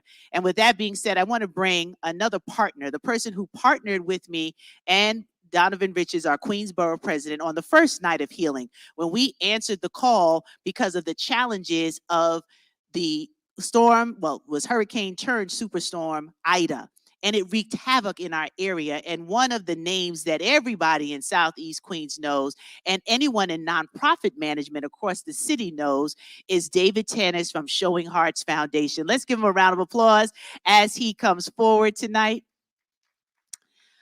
I'm so thrilled that he's here for the second night of healing, because I said, David, we have another crisis here. We dealt with Ida. Now we have mental health and suicide prevention at the top of discussions that's going on all across the national landscape. And I said, do you know an organization that we can raise funds for? When we asked individuals to donate to attend tonight in our in-person studio or virtually, we wanted those funds to go towards an organization that's on the ground. So here's what happened in real time. Of course, every time I call David Tannis, the answer is yes. And then he said, let me see who's in the network. When he connected me on a text chain, I ended up knowing who he connected me with, and you're going to hear from him right after this segment. But it's a testament, David, for your work, your consistency. As soon as anyone calls you in community, you jump to the opportunity to get feet on the ground, resources in people's hands. And I just want to personally say thank you for being my friend, my partner, and my brother. Let's give it up for David Tannis. I said give it up. So David, welcome to a night of healing, a love letter to NYC. Thank you, Dr. Stacey. you know how I am, right? So you know this is, I'm only doing this for you. So thank you Yeah, so much. just like our councilwoman, you don't like to be on camera and on the mic, but I'm glad that you said yes, because why did you start Showing Hearts Foundation? So Showing Hearts, believe it or not, actually started like many organizations, right? We identified there was a need in the community and we just wanted to be the change. But believe it or not, when having a nonprofit, when having a nonprofit, it's not easy, right? That process isn't easy. The networks, unless you already know what you're doing, unless you already know people, unless you're already knowledgeable to the needs of the community, you've done these needs assessments, you've tapped into whatever target audience that you specifically hone in to do, you could really give up, honestly, right? There's been so many organizations that I see came across, started, and unfortunately they aren't here anymore. So Showing Hearts, like many, we started off to give back to the community. We wanted to give back, we wanted to make a difference. But me coming from a background in marketing, business administration, and nonprofit development, I kind of took a step back and I said, you know what? No more are any of our Black and brown led organizations are going to quit simply because they don't have the resources or simply because they feel as if this is too hard. So we decided to create Showing Hearts and revamp Showing Hearts to be this co-working community, be this platform where grassroots and growing organizations could share resources, share support, capacity build, all with the purpose of making lasting impacts in the community. Yes, we're all mission to do different things, but essentially our vision is always the same, right? We want to uplift the community. We want to empower the community. So Showing Hearts is just really created with that premise to kind of make it easier for groups to make the lasting changes that they're mission to do. And you do that so well. And collaboration, it's not about competition, but how can we collaborate and work with one another? And like you said, ultimately, we all want to see the city heal. We want people to feel loved, to feel appreciated, to feel valued, and you're able to do that through your work. I just want to roll back time to when you and I went to give the checks out. Oh, man. I'm tearing up just thinking about it. In an area of Queens that almost a month after the storm still wasn't cleaned up. A household with young children, elderly parents, and a family that couldn't even sleep well because of what they were breathing in, trying to air things out, waiting for Department of Sanitation to come and clear from the block, and a family who didn't speak English as their first language. And when we showed up with that check, remember the grandmother, like, I don't know why I'm talking about it, to mess up my makeup right now. She couldn't speak English, but with tears rolling down her face, she just, thank you. Those are the only words. And that's why we can't wait for somebody else to act. To whom much is given, much is required. I can't save the world, you can't save the world, but we made a difference in 4 families' lives by the first night of healing, asking people to donate. What did that mean for you? It meant the world, but again, first off, thank you. Thank you for that vision of just creating this night of healing initially to support the families affected by Superstorm Ida. It honestly meant the world, right? No pun intended, but just to go back out there and really show our heart, right? To really make sure that we could support the community that's in need. We could reach them where they are. It honestly, the little bit that we were able to support, a little bit that we're able to do, whether it was assisting families with cleaning out their basements or providing them with checks, as you mentioned, to assist with just minimum repairs, whatever that would look like, just to help them become whole again. It just meant the world. And that's what, the purpose of people like you and I and everybody that's sitting here as well. We have this mission, we have this same passion of making sure that we could support those, making sure that we could give back, making sure that we could pay it forward. And any opportunity that God has given us to do so, we should do it 100%. So again, thank you for that opportunity. And thank you for saying yes. I don't want anyone to get scared when you see my number comes up, because there's usually a little work attached to it. But I thank you for being willing to be a vessel. And I just want you to share your love note to NYC tonight as we wrap up this portion of our conversation. My love note to NYC is just continue to show love. I know you said it earlier. Check in with your strong friends, right? Check in with those people that are trying to give back. And then, receive when people reach out to you to check in as well. We try to be strong. We try to be strong. We want to, put on this armor and say, no, we're good, right? It's okay to show that you're not all right. We had a trying couple of years, right? 2020, 2021, we thought we was gonna bounce back, not so much.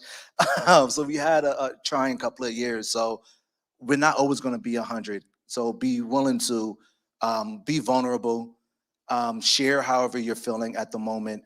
You never know who will be there, who could support, who could help, and pay that forward. Check in with somebody that you haven't spoke to in a while. If somebody crosses your mind, somebody crosses your heart, God did that for a reason. Shoot a text if you're able to. Just check in and make sure everybody's okay in this day and age. I love it. Thank you. And thank you for checking on me because I need a whole lot of help from Always. time I'm to always time. going to check in on you. Always. Thank you so much again. Appreciate you. Let's put our hands together for David Tanis, ladies and gentlemen. Thank you so much, my brother. Thank you. So now we're going to transition with a little jazz music. That's what you have to do on a live set. As we're going to hear from Brett Scudder, one of our advocates on the ground in an organization that we are raising funds for at tonight's Night of Healing, because he provides 24/7 access for those in crisis and in challenge. And he is going to share a little bit about his organization. And following him, you'll hear from one of my partners and sponsors for this work. I can't do this on a dream, wing, and a prayer. It needs currency. It needs sponsors. It needs funders. And you're going to hear from one of the sponsors of the work, Carmen Herrera, right after Brett Scudder. So enjoy a little jazz, go grab a drink of water, and we will be back live after you hear from these two special guests.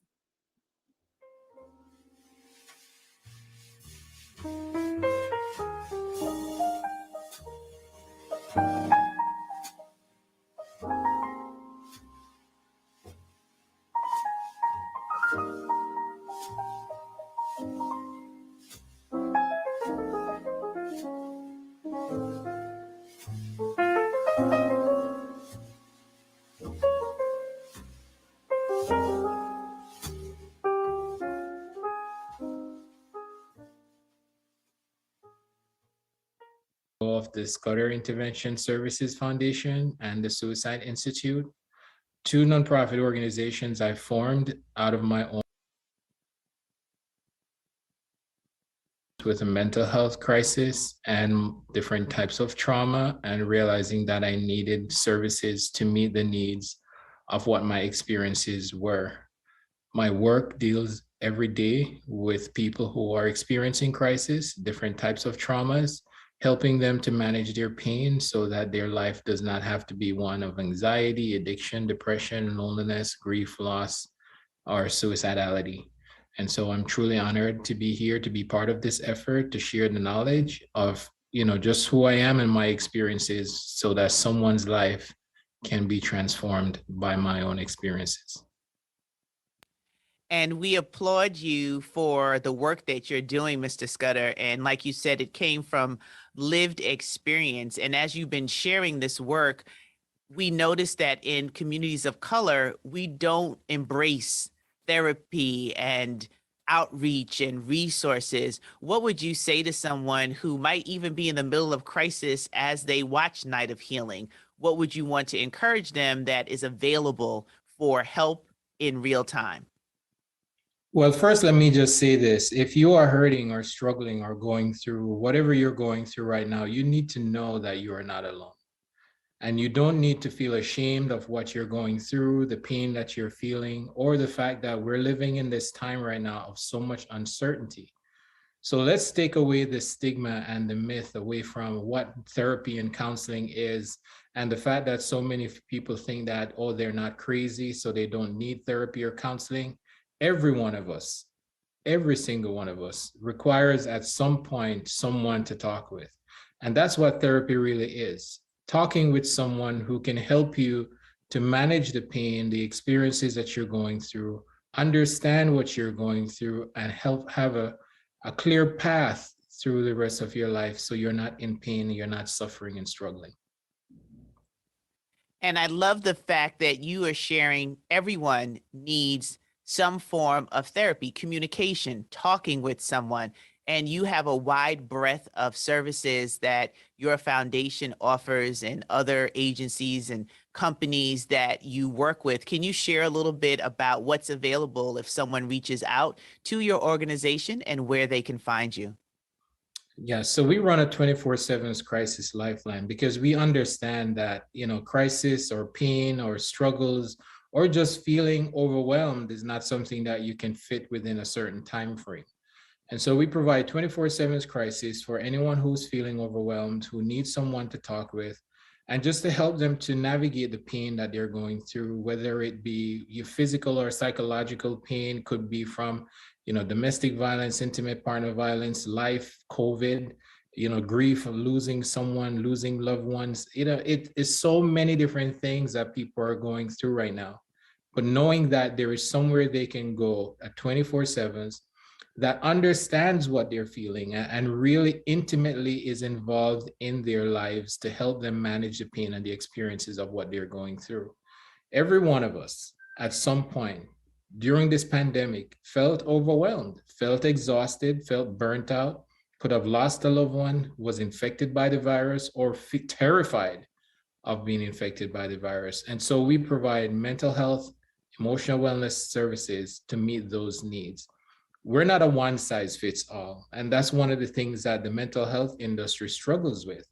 People coming into the mental health system for care has this one size fits all model. When you come to us, we meet your needs on a customized basis for you.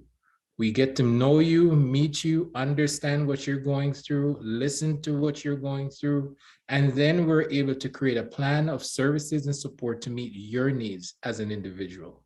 So we are customizing our services to meet your needs.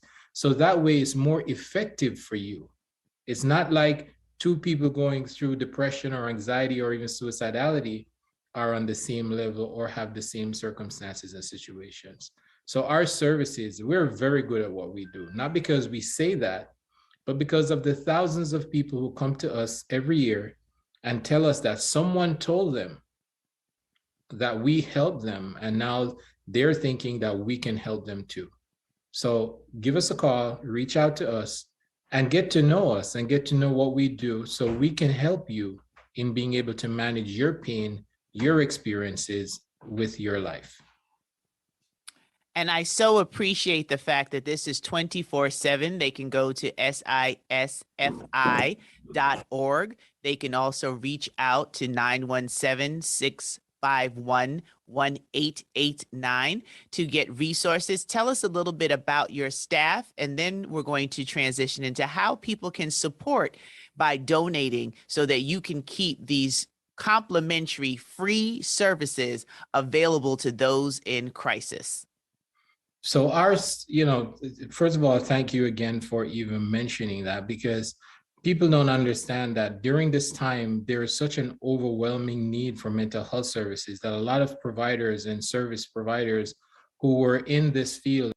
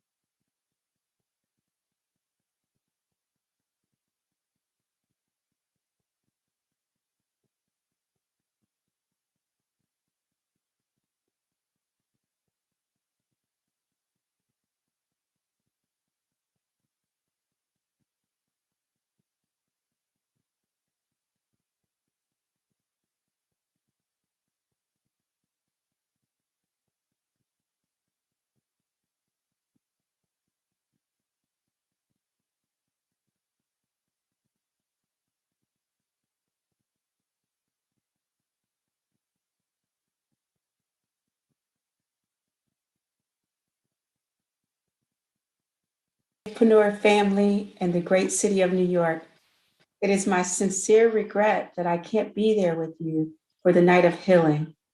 Although I can't be there physically, my heart and spirit is with you. Dr. Stacy, I'm so proud of the work that you and Borough President Donovan Richards and all the many others have done and continue to do to serve, support, and bless your community.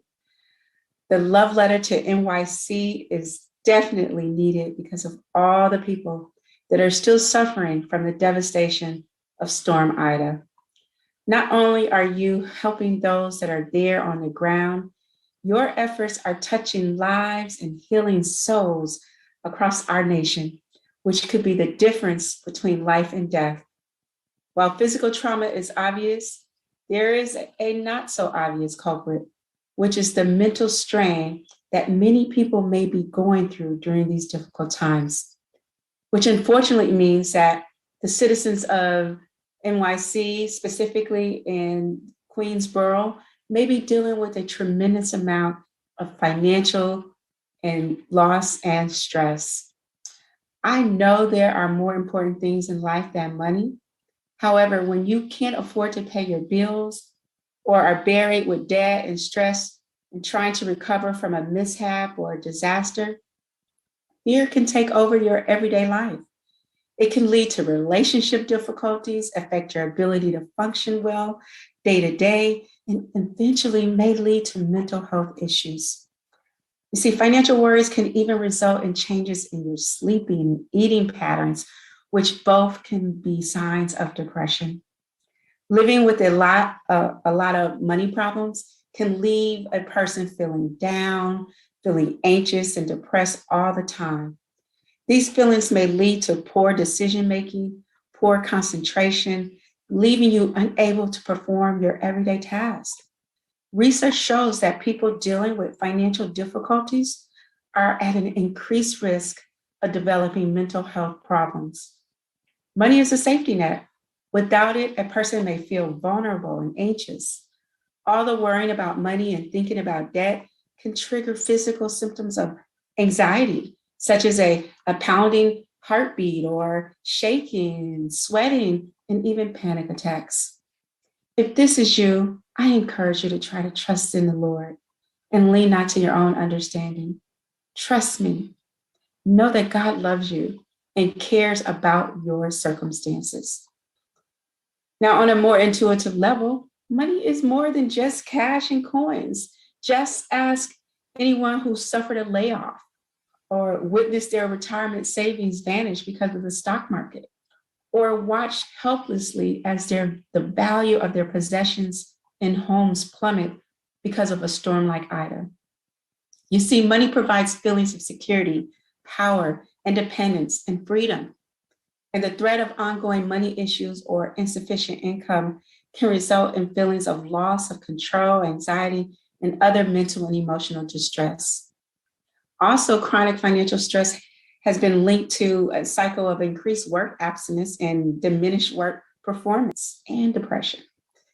New York City, although you certainly need to focus on stabilizing the loss of your community, especially in restoring housing, but you must not overlook the real physical and mental pain that individuals and families are experiencing as a result of their not so stable financial situation. One way to put households on sure financial footing is to advance effective and efficient financial education efforts that empower people to make lasting changes in the ways they manage their personal finances. These types of community development efforts will be vital components of your collective recovery to economic and mental health. Again, I commend you on your efforts. The Bible tells us to support those in need, and good things will come to us.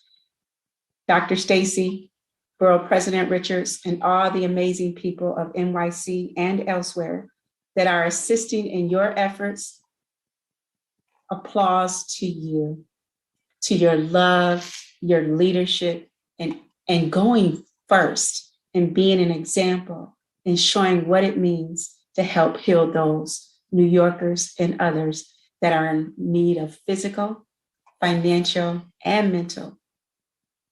May God continue to bless and find favor in all that you do. Thank you.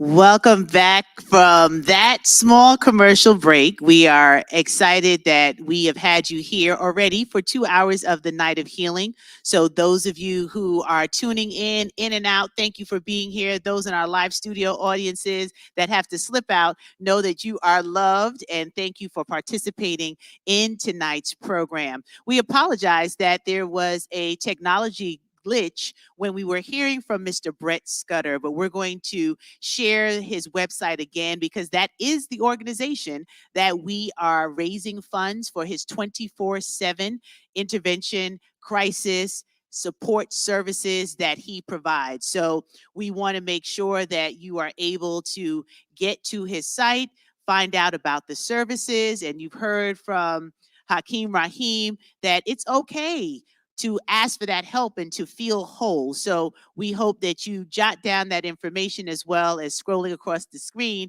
is New York City Well. But what we will do is put Brett's information on the screen. We're going to pause the NYC Well so that everyone can get a full picture of everything that is offered by his foundation. And Brett, thank you for all that you do for your work and the generosity of time that you are helping so many get through difficult times. And thank you to Carmen Herrera. We appreciate you being not only a fiscal sponsor and partner in the work, but for your heart of service to use capacity and finances to help people heal and move forward.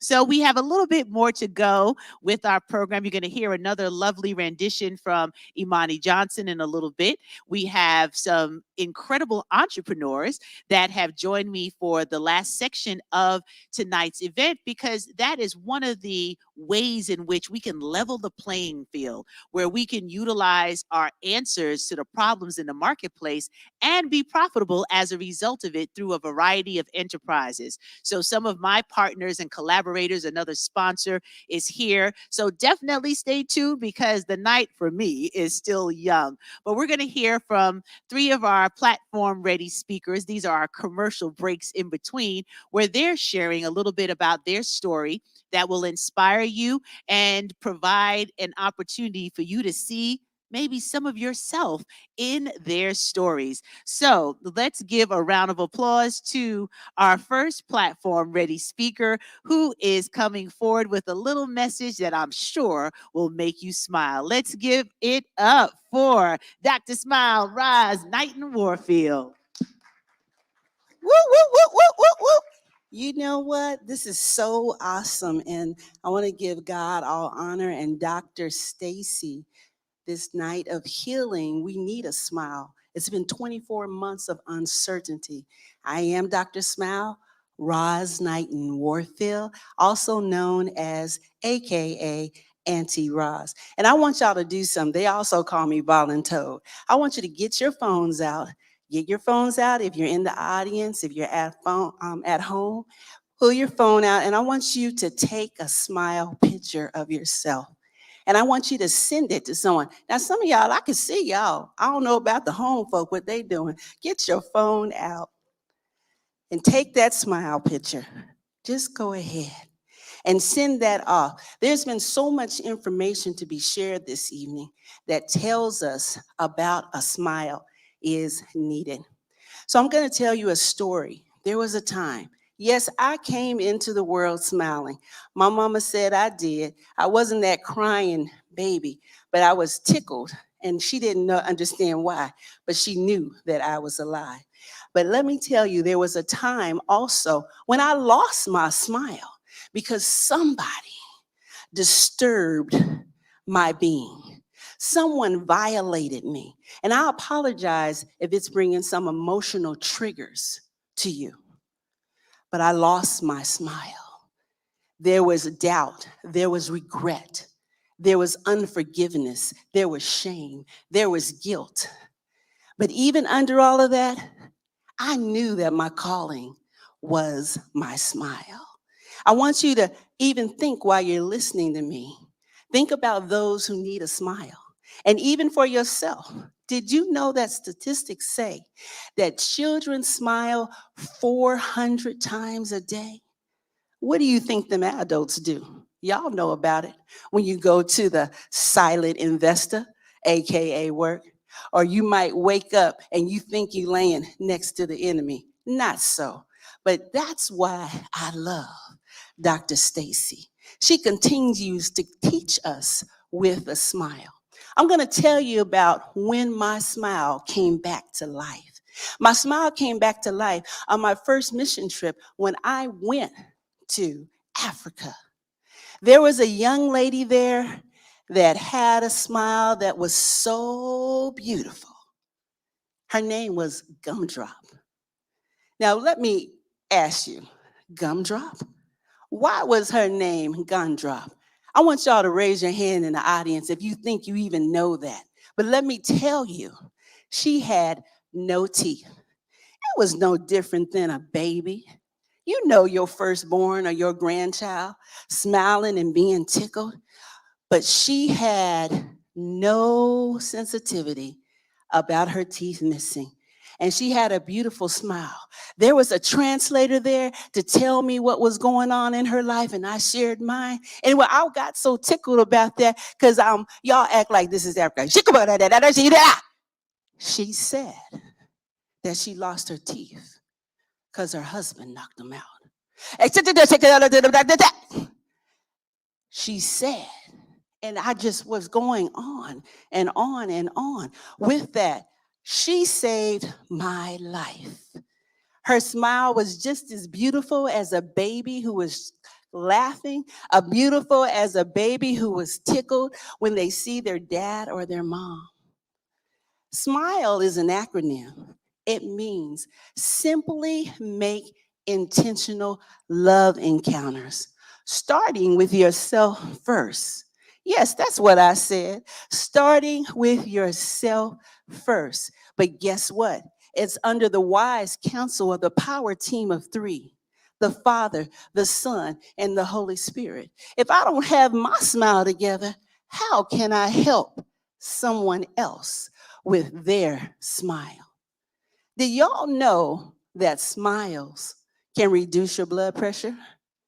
Did you know that smile can make you feel better? Did you know, or do you know about cortisol? Cortisol. It goes into the body and it causes dis-ease, which can cause disease.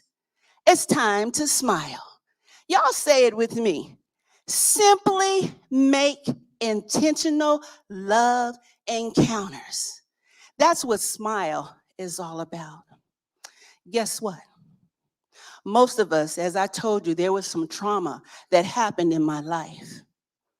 The National Association that takes care of surveys for children says that most of the trauma that happens in our life, we are 17 years of age and younger. Yeah, and that also leads us that we are being followed by memories through our life like an ugly leech, where there's no relational currency, where there is no collaborative intelligence, where there is no effective partnerships. But once we get things together with a smile, it's internal, it's external, it's vertical, and it's horizontal. It's time for you to smile again. SMILE. It's time to smile. What's on your list about a smile? I want you to know that it just takes a moment. That's the easiest workout there is. If you know that you already came into 2022 and you know clothes are still on your treadmill, it's time to smile. My name is Dr. Smile. I've been here to serve you. You are loved, appreciated, celebrated, valued, and most cherished. And we welcome you and thank you for a night of healing. I thank Dr. Stacy for all her love and care. I love you, Dr. Stacy. Thank you, Roz. Let's give her a round of applause, Dr. Smile. We all could use a little bit more of that. I don't like grumpy people, and I tell people, nobody bring me no bad news. Well, we're going to keep it going with Taj Williams, who's coming forward next to share her story of where she is thriving in this time. So we're excited to have her, and then followed by a little break that we're going to do with Mecca Nelson, who's also going to give us an exercise to do. So everyone tuning in, make sure you're ready to do a little fun movement with her. And then we'll hear from our entrepreneurs who are here tonight and have a message to share, from fashion and beauty to health and wellness with sustainable lifestyles, through head nerds in charge. Yes, I said it. And Weaver workshop and business opportunities. So we're going to have a great time closing out Night of Healing. Thank you for being present and involved tonight. So let's hear it for Taj Williams.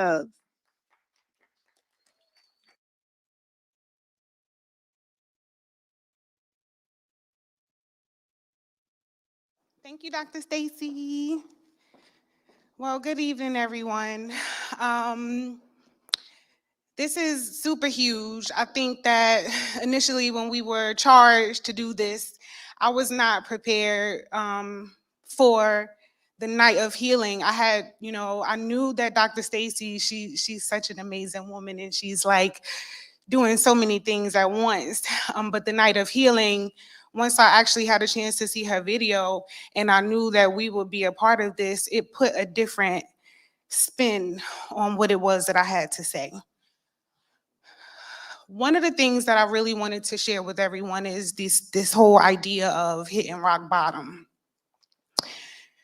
It happened to me, and I think that so many people was looking at me like, oh, how are you making it? How are you dealing, right?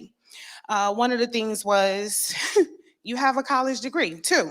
You have 2 college degrees. You have an extensive resume. So how could you have fallen? I found myself in the welfare office with my 5-year-old daughter at the time. Actually, she was 7. And I remember sitting in the office like, why am I here? What did I do? Like, what didn't I do? So what it was is that I had become depleted. I had left my job. I lived off my savings for about 2 years. And I told myself that I would give myself to my daughter. I did not want to continuously go into a job, burn myself out. I didn't mention that I was also married. I wasn't showing up for my husband. I wasn't showing up because my daily routine or day-to-day routine of just being able to go out and exist and make everything happen for everybody else was tearing me down. And I didn't even understand that until after the fact. So fast forward back to the welfare office. They denied me everything except for food stamps. So they had cash assistance, where they would help people and give you a certain amount of cash every month. They had rental assistance where they would help you with your rent if you had fallen behind. And then they would give you $367 in food stamps allowance. Because I did not file for child support when I divorced my husband, I did not qualify for these other benefits. So because I didn't qualify for those other benefits, I found myself feeling like, is this even worth it? So in addition to getting the food stamps, in which I definitely did accept them, I wasn't going to turn anything down. I found myself going into the training. There was a training that I had to attend for about 2 months. They told me that I needed to appear every day on time, no issues at all. Mind you, I was really, really low on money. There was no option for me to receive gas vouchers. In fact, there was, but I aborted mission because it was taking so much out of me. I had already been sitting in office after office trying to get all the assistance and support that I needed. But then once I did sit in line all day for a gas voucher, I decided to abort the mission because it was just taking more than what I felt like it was worth. So I left it alone. So after about, let me see, a week. After about a week of attending this class, I found myself feeling humiliated. I found myself feeling defeated. I felt like here I am with 2 college degrees, an extensive resume, and none of that meant anything. They made it very clear at the beginning of the class that everybody in the class would be treated as if they had a 3rd grade education. We were forced to sit in a circle and read out loud, which I think was probably, for me, it wasn't, I don't know if it was an ego thing, but I just felt small. And I felt like, okay, this can't happen. But it did happen, and I allowed it to happen, and I learned how to have patience and be present even in that scenario. What I got from that was just to keep going. And one of the benefits that came from that I definitely have to mention to everyone is that at the end of the 60-day course, we were all given an opportunity to receive a $4,000 voucher to extend our education. But it had to have been something along the lines of anything that fell within the industries that were in demand. So coming from a business administration background, as well as having a degree in early childhood development education, after I looked through the catalog, I couldn't really find anything that was worthy of my attention or my time, I felt like, except for project management.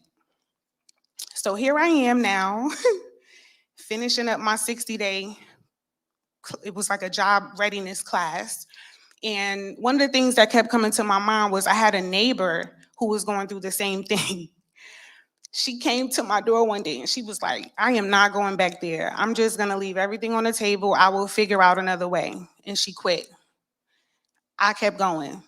And because I kept going, at the very last day, I think maybe like the day or the day before, that's when they even advised us that we even had an opportunity to this $4,000 voucher. So with that $4,000 and with that project management skill set, it added to my already it expanded my skill set from having a experience in the background in business administration. I want to say the thing that really, really helped me more than anything through all of this was feeling like I hit rock bottom and knowing that there was more. I never really felt like that was it for me. And I think that's the thing that really kept me going. So when we talk about healing, it's like, okay, so many people have experienced so many things, like outside of the floods that happened during Hurricane Ida. You know, even recently with the pandemic, like I actually am also a teacher. Some of the things that I've experienced and I've seen with the students has really, really left them in a state of depletion. And one of the things that I will say, just knowing what it feels like to be there, I would show up for my students every day and just tell them, like, listen, this is, what is it? Miles Monroe, I have to quote this. He said, don't curse the storm. Sometimes they come to clear our path. And so that is one of the things that I just wanted to share because it's something that has helped me. And I have used that with pulling my students up, even when they didn't want to get up in the morning to attend school. I want to give an amazing honor to Dr. Stacy because I've been with Dr. Stacy for the last 7 years. And I even remember when I first started with her, she would, you know, pull me out of the space that I was in. And she would often see the things that I had almost forgotten. And so here we are 6, 7 years later, she offered for me an opportunity to come join her team and work as a operations consultant. And so I've taken all of the skills that I've had and I've, you know, built through the years. And now I have created my newest baby, which is COO on the Go. And I support entrepreneurs, small business owners with operations support and overall business administration. So I just want to give you the highest honor, Dr. Stacy, and say thank you for seeing me when I couldn't see myself. I got to give you a COVID hug, but you know I love you. Thank you. Let's give a round of applause to Taj for sharing her story.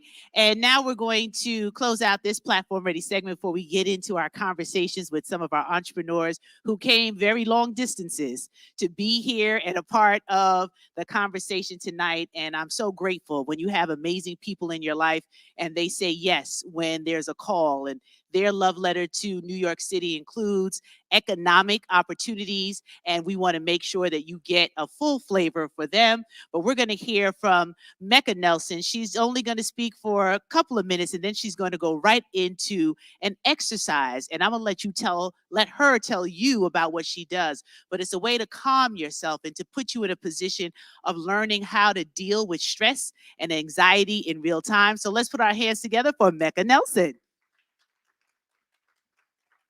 And as she comes forward, we're going to make sure that you continue to get the resources scrolling across the screen for those who are in our virtual studios watching and viewing so that you can support Brett Scudder and the work that he does. Night of Healing has evolved into what we'll be doing quarterly to raise awareness where there's a need.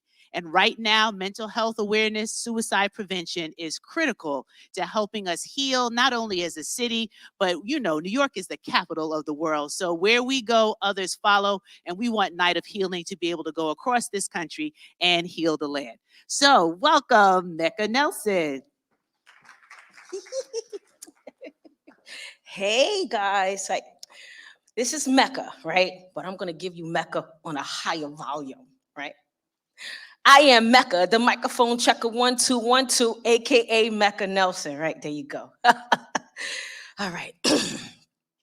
Do anybody know what a Gold Star spouse is? Just raise your hand. Yes. Gold Star spouse means a loved one who lost a family member killed in war. Would you believe that I am a Gold Star spouse? I lost my late husband, Sergeant Mario Nelson, in October 1st, 2006. He was KI-8 in Iraqi freedom during that time. I was left with a 3-year-old little girl. Now she's in college. She's 18, doing great, second semester, HBCU, woo-woo. Thank you, I did well, by the grace of God. And I went through this whole process of finding myself. I was lost. I was with Mario since I was 15 years old. Yeah, I know, right? High school sweethearts. It was all like a fairy tale, you know? And I remember when a chaplain came to the door, I had just landed a contract with the United States Army Chaplain Office to provide daycare services. because I was well known and I was certified also. And for doing the work that I did, I had just signed that contract. Next thing you know, I'm celebrating with my homegirl. We cooking big dinner with the children. Next thing you know, I come home, I get a knock. I couldn't even get all settled in and relaxed. They knock on my door. I'm like, who knocking on my door at this time of night? I had a dream that I was running from something that was dark and that I hid in a dark room under a sink inside of a box before this knock on the door happened. The chaplain and the casualty assistance officer was at the door. The news I heard, I couldn't believe it. I thought it was a joke. And he told me that Mario was KIA'd. Now, I asked how. They said a grenade propel went through the top of the tank. It's like, how did that happen? It's supposed to be closed. But later on in the years, I found out that it gets so hot out there that sometimes they keep it cracked open. Believe it or not, I asked myself why for so many years. It took 15 years to get the answer as to why it was open from the group of the guys that he served with. When I did receive the news, I fell out on the floor. I hit my head on a wall. I couldn't believe it. I thought it was a joke at first. I had to check outside, but it wasn't a joke. All I did was fall down, cry. My daughter said, "Mommy, it's gonna be okay. Mommy, it's gonna be okay."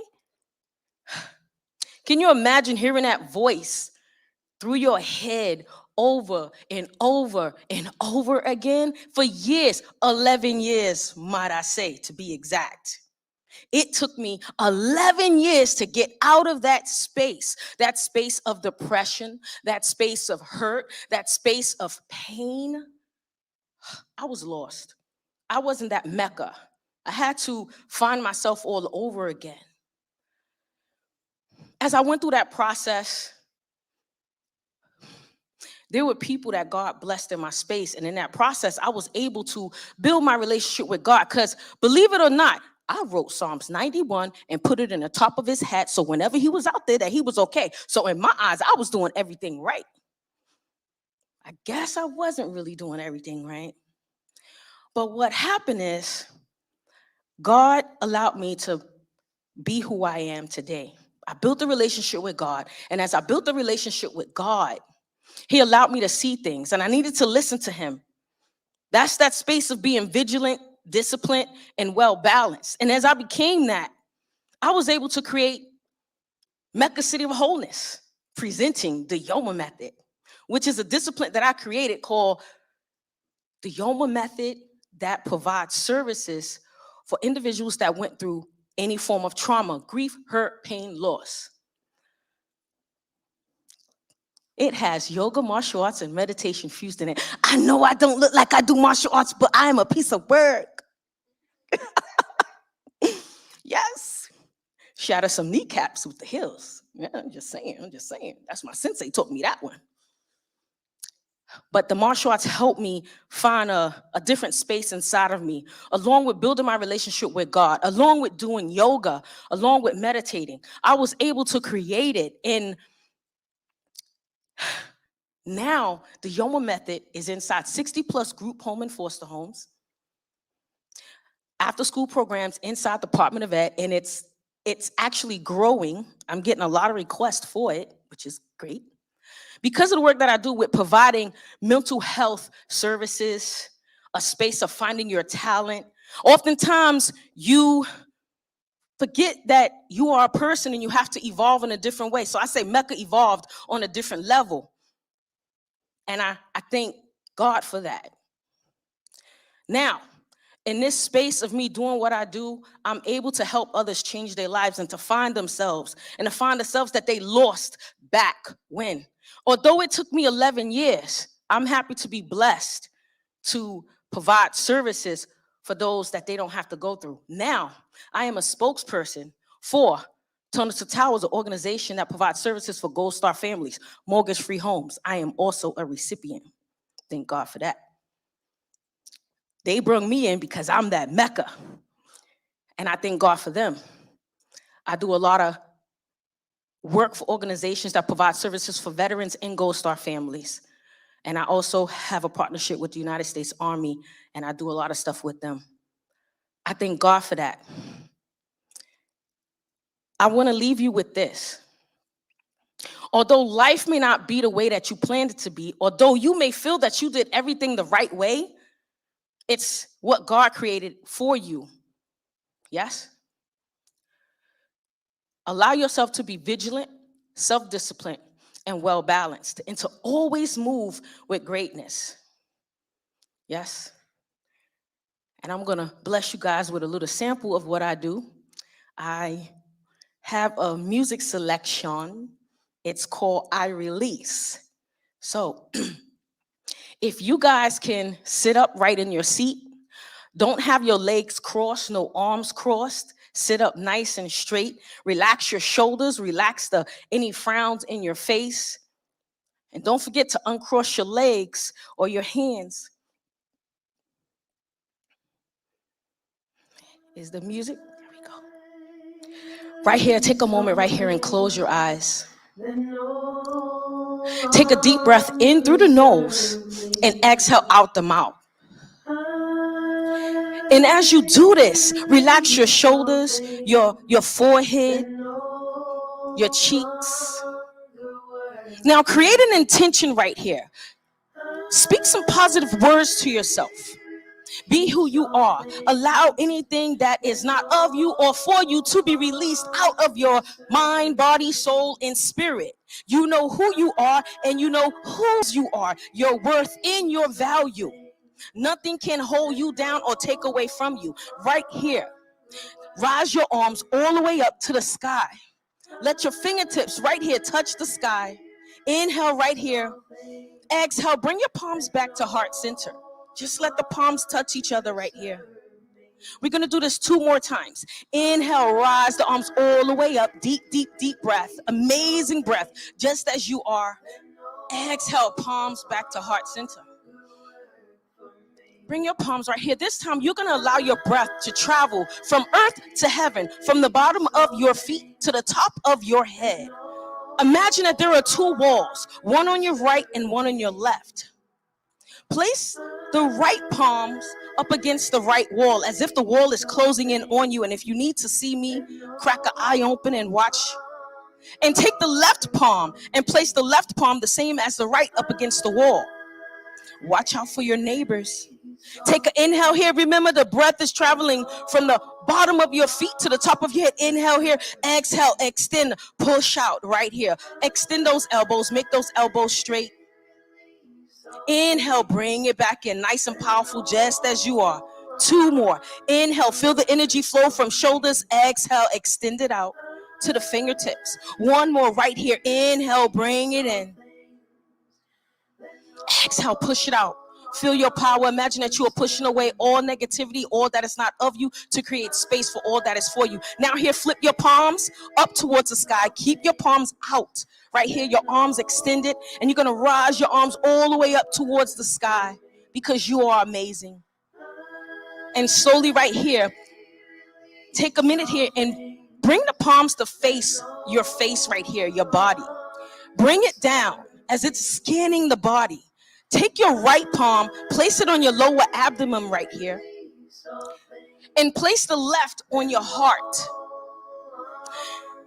Right here, receive the energy that you just built up. All that you released out of your space, out your mind, body, and spirit, and receive.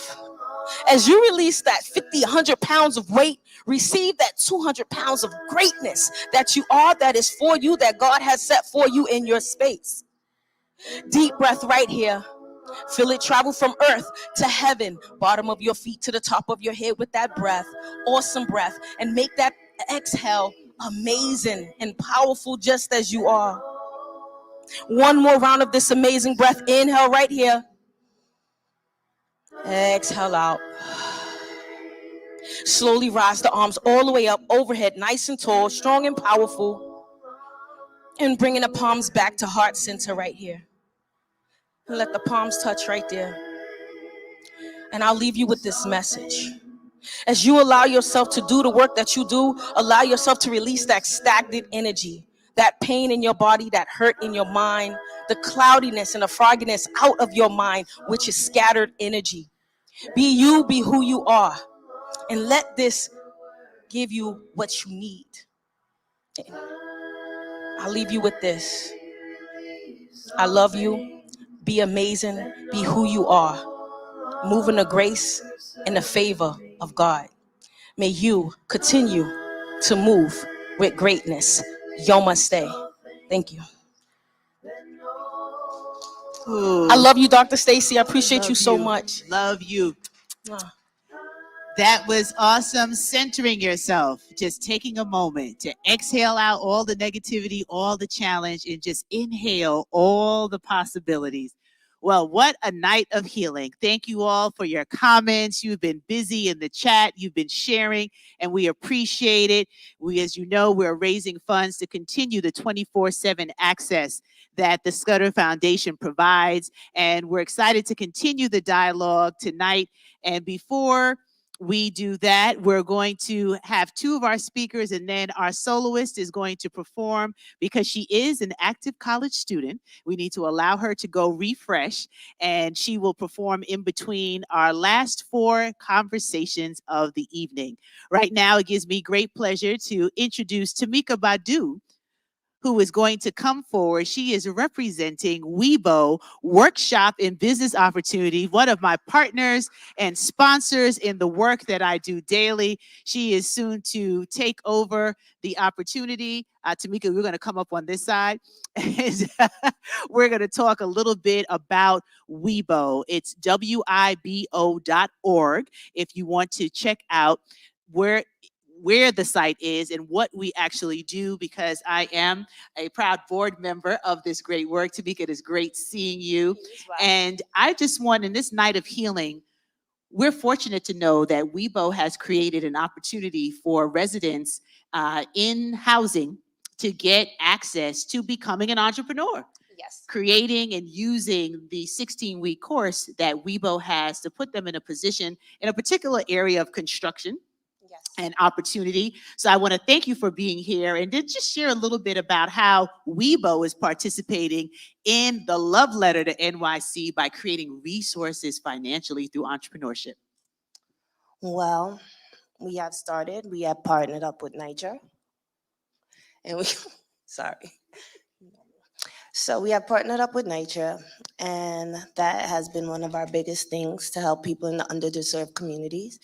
So partnering with NYCHA was big for us because those individuals really had a passion for construction, being that they were in NYCHA housing, because they see all the how the amenities and everything were falling apart, and they thought they had construction. What can I say? Yes, so construction skills, and it was a big part on us helping them gain resources. We had Chase Bank helping out. They did our 16-week course. We had different people from the construction industry that came in. We have mentors available for them after they finish our course. NYCHA also had helped them with other classes pertaining to procurement and things of that nature. So what I would say Weibo provided was a platform and a blueprint so that they can move forward with starting their own businesses so they could be more successful. I love it. And was there a cost for this? No, NYCHA actually got it for free. Wow. So complimentary access to a 16-week MBA, which really is what Weibo provides with getting you started and up off the ground with your business. We gave them the website of WIBO.org, but what else would you like everyone listening? It's .works. Oh, .work. Yes, never. I still am forwarding, but thank you for Weibo. Tell them the whole thing because I use www.weibo.works. www.weibo.works. That's right. The fancy ED created that URL because Weibo does work. Shout out to Stephen Jackson, who we'll hear from shortly. But it's important for us to realize that entrepreneurship is a way to create capacity, to be able to provide resources and have the tools to heal from challenges and financial hardship. And it's not a road that everyone is going to take, but it's an option. What would you like to tell all of the members of NYC from Weibo? What's your love note for them tonight? Stay happy, stay successful. Well, that's quite simple. Stay happy and stay successful and make some money while you do it. Exactly. Well, we're thrilled. You'll learn more about Weibo. I'm announcing something at the end of the night where you'll see additional information of how you can get connected to Weibo, take the course, refer it to a friend, and join the network. So let's give Tamika a round of applause. Thank you so much for your support tonight. So at this time, we're going to have a musical break while we change the set a little bit, because we have two people who will be coming up next to talk about head nerds in charge, and Transruptic, a new way to look at entrepreneurship. And for those who are listening, this could be the win you were looking for, the opportunity. And then we close out our night with fashion and beauty. I am so blessed to have two incredible human beings on this planet. So many people stop me and say, wait, I just realized you know Danessa Myricks. And I'm like, that's one of my oldest, bestest friends. That is my sister. She actually came out tonight after doing so much work that she has on her plate. We're excited about her national syndicated deal with Sephora and all of the other things that she's doing. I get to brag on her because that's my sister. And then Gargon Couture, one of the foremost in fashion with 3 showrooms from New York, Atlanta, and Miami, came all the way from my old hood in the Bronx to be here tonight to share a little fun, hope, and love through fashion and beauty. So, Imani Johnson, are you ready to grace us with one more selection? She was like, please, so I can go home and study. So let's put our heads together for our beautiful St. John's University Voices of Victory soloist tonight, as she is going to perform accompanied by the one and only Nigel Gretton. Yes, we can give her another round of applause. And then at the very end of the night, we're going to talk about sustainable living and essential kitchen. The weight of my heart is through my belly. And we have someone tonight who is doing an incredible job actually creating a commercial kitchen right in Southeast Queens. Let's hear it, everybody. Yeah, yes. So that is how we're going to end tonight. And then I have a little surprise. There's a magazine loading. Okay, over to you, Imani. Thank you.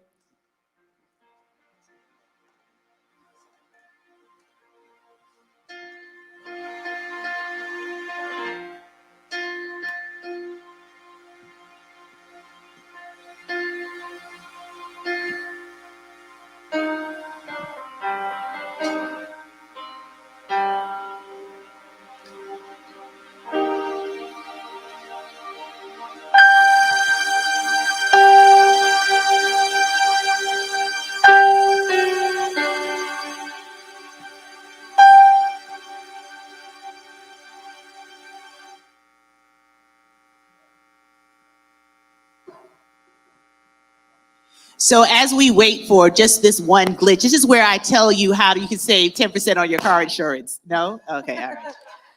We'll be right back. You have to love live. There we go.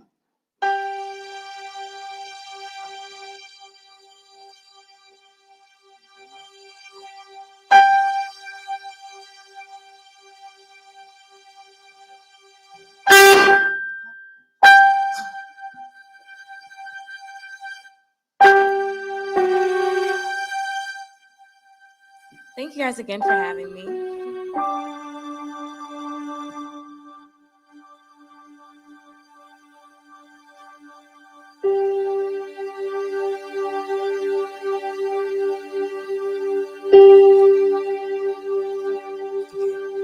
I don't need you to love me. I don't need you to love.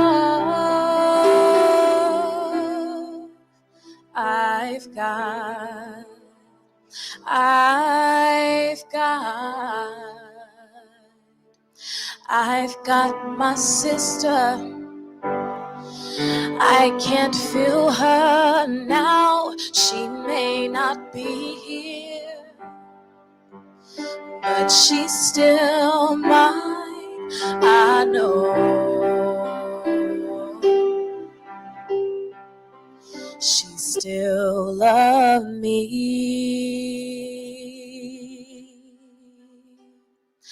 Got my children.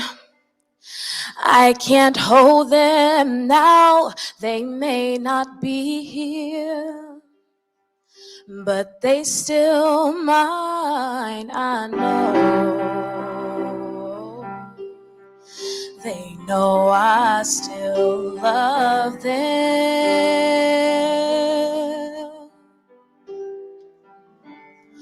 Got my house, it still keep the cold out. Got my chair when my body can't hold out. Got my hands doing good like they're supposed to.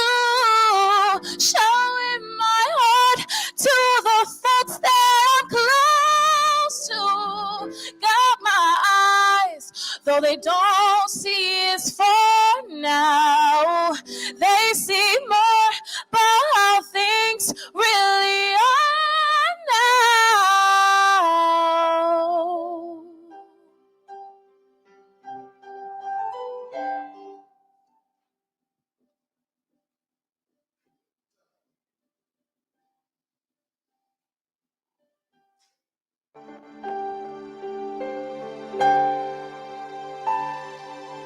I'm gonna take a deep breath. I'm gonna hold my head up, gonna put my shoulders back and look you straight in the eye. I'm gonna flirt with somebody when they walk by. I'm gonna sing out, sing out.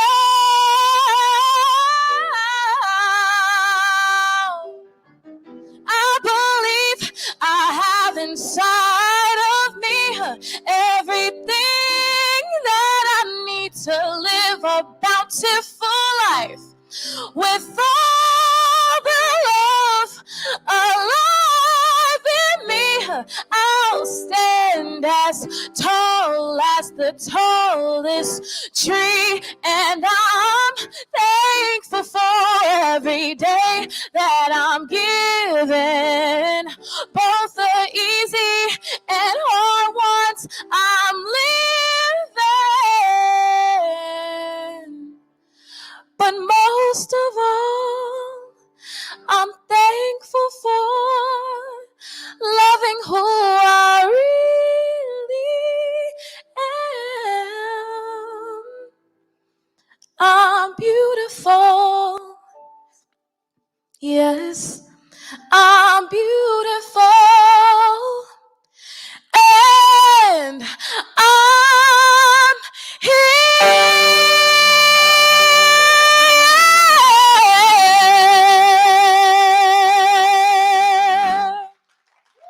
Thank you. Thank you. One more time for Imani Johnson. That was absolutely beautiful. We're going to play a little music while we just switch the set as we have our two next guests come forward. Steven Jackson is joining us from Transrupted, and we also have Curtis Brown from Head Nerds in Charge. So we're going to play a little music while we do the quick change. And I hope that you're enjoying yourselves tonight. Thank you so much for hanging with us and being a part of tonight's show. So we're going to just put up our space saver and then we're going to change the set.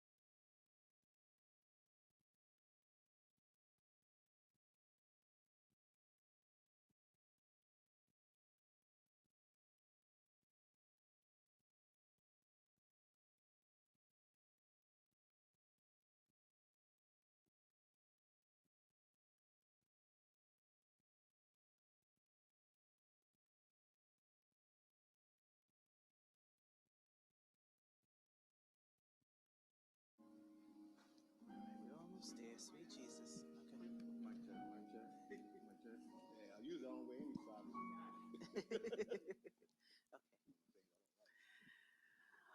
All right, we are back, and I'm so excited that this portion of the evening we get to highlight entrepreneurs who are using their gift, their calling, using their stories to create opportunities for others, not only to invest in what they're selling or sharing, but to create financial resources and change the trajectory of their families' lives. So joining me, we have Steven Jackson, the owner proprietor of Transruptic, and he's going to tell you a little bit about what that is.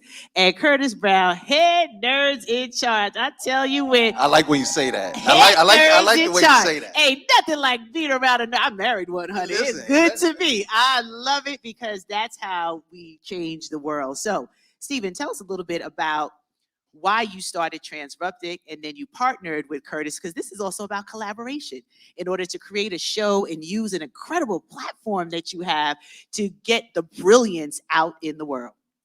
Well, first I had to respond to, there's been a running joke about how long I would stay employed. I know people like you have been betting. So I'm actually phasing out as a CEO of Workshop and Business Opportunity. That's my boss back there. She's now my boss now. She used to be my number two. Now the roles have changed. But I had 4 great years at Weibo, and I began to see some things that was a little uneasy with me. So here's some facts. Entrepreneurship is considered to be the #1 way that for underserved communities to create economic growth. However, Black businesses, 50% of them are gone within 18 months. And the 50% that's left, 50% of them don't last 5 years. So how can a community really grow if the businesses don't stay around long enough to hire within the communities, to create jobs, to create growth, to create expansion?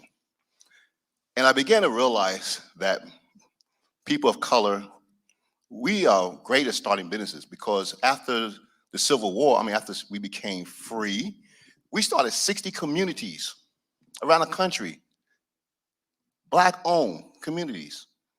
Eventually, hatred wiped them out, and then laws became changed that made it difficult for us, but we have that power within us. So I created Transruptic to transform, disrupt the way entrepreneurship is taught. I believe that people of color need to be able to have more support around leadership development, personal development. You know, we've been talking about self-healing all night long. Think about the people, you're in a job you don't like, you're not making as much as you want, and you like your job is scaling off or you get cut off or whatever the case may be. Now you find yourself, I got to become an entrepreneur. I got to create a side gig. I got to hustle. That's one of the worst ways to begin to become an entrepreneur because you're under consistent stress and strain. So now we got to battle that. We have to battle financial literacy because unfortunately, a lot of us weren't taught. So we come in, want to start a company with low credit, not good credit, definitely don't have the investment properties. We don't have unfortunately, because of systemic racism, our parents were not able to buy homes with the GI Bill. It was outlawed, even here in Long Island. So they didn't have the ability to create a second mortgage on a house and give a kid $10,000 or $100,000 to start a company. We don't have those resources. So that's what Transruptic is going to do. We're transforming, disrupting the way entrepreneurship is taught. We have a new type of curriculum, but it's not about the curriculum. It's about financial literacy. It's about leadership development. It's about, once again, access to capital. We work with other banks and alternative financial institutions to provide capital. And then a mastermind group, 12 months of us coming together on a monthly basis to help each other grow, bring in those experts who can also help us to grow. So I'm looking to see business owners, Black business owners, people of color, after 2 years, being able to go out and get employees because you can't grow a business if you're doing 99% of the work in the business. The only way to grow a business is to start to hire people who do what you don't like to do or what you're not even good at doing, and have them do those skills so you can now grow the business. So the business can be a franchise, it could be different locations, it could be new products, new services, and that creates growth. And that growth is what stimulates the economy. And that stimulation of the economy comes from small businesses created those type of opportunities. So now we can reinvent what the real Black Wall Streets used to look like. But if we keep on this hamster wheel that we've been on, it's not going to get that way. And I love it. And you are a man of action. Hence, you helped to sponsor tonight's Night of Healing. So let's give a round of applause to Stephen Jackson for putting your money where your mouth is. And I appreciate you for always saying yes to the education that is necessary. And Transrupted is going to change the game. And I'm glad to be able to partner with you on the work. Thank you. So that led you to this gentleman here, because I was invited to a conversation on a platform that blew my mind. And he came, you know, Philly rolled deep. They came with their own crew tonight. So Yup. shout out to Philly, who came up to be a part of a love letter to NYC, because you're doing something incredible. You took a spin on being smart, not being cool. And you created a whole platform, Head Nerds in Charge. And honey, the nerds have the money. Mhm. Amen. So tell us, what made you start Head Nerds in Charge? And then we're going to talk about the partnership that you all have created. Well, you know, it's interesting. Head Nerds in Charge really wasn't something that I intentionally started. It was something that was always in us. Initially, I started out as a comedian. Opened up for Sinbad, Michael Blackston, and I toured, and I used to do my own independent shows, and I always had the entrepreneurial spirit. I just called it hustling. And it's interesting how it grew. And so I started to work in radio, and one day the hip hop radio station that I was working for at the time said, hey, you know, you're writing comedy for all these different shows. Have you ever thought about doing a show on your own? See, that to let you know I need a breath mint. That's what it was. God done told me. I understood. Look, he said, don't talk to my servant like that with your breath like that. All right, there we go. Truly a comedian. Truly a comedian. No, look, I don't question God. Anyway, so they said, hey, do you want to do a show? And I said, well, it's a hip hop station.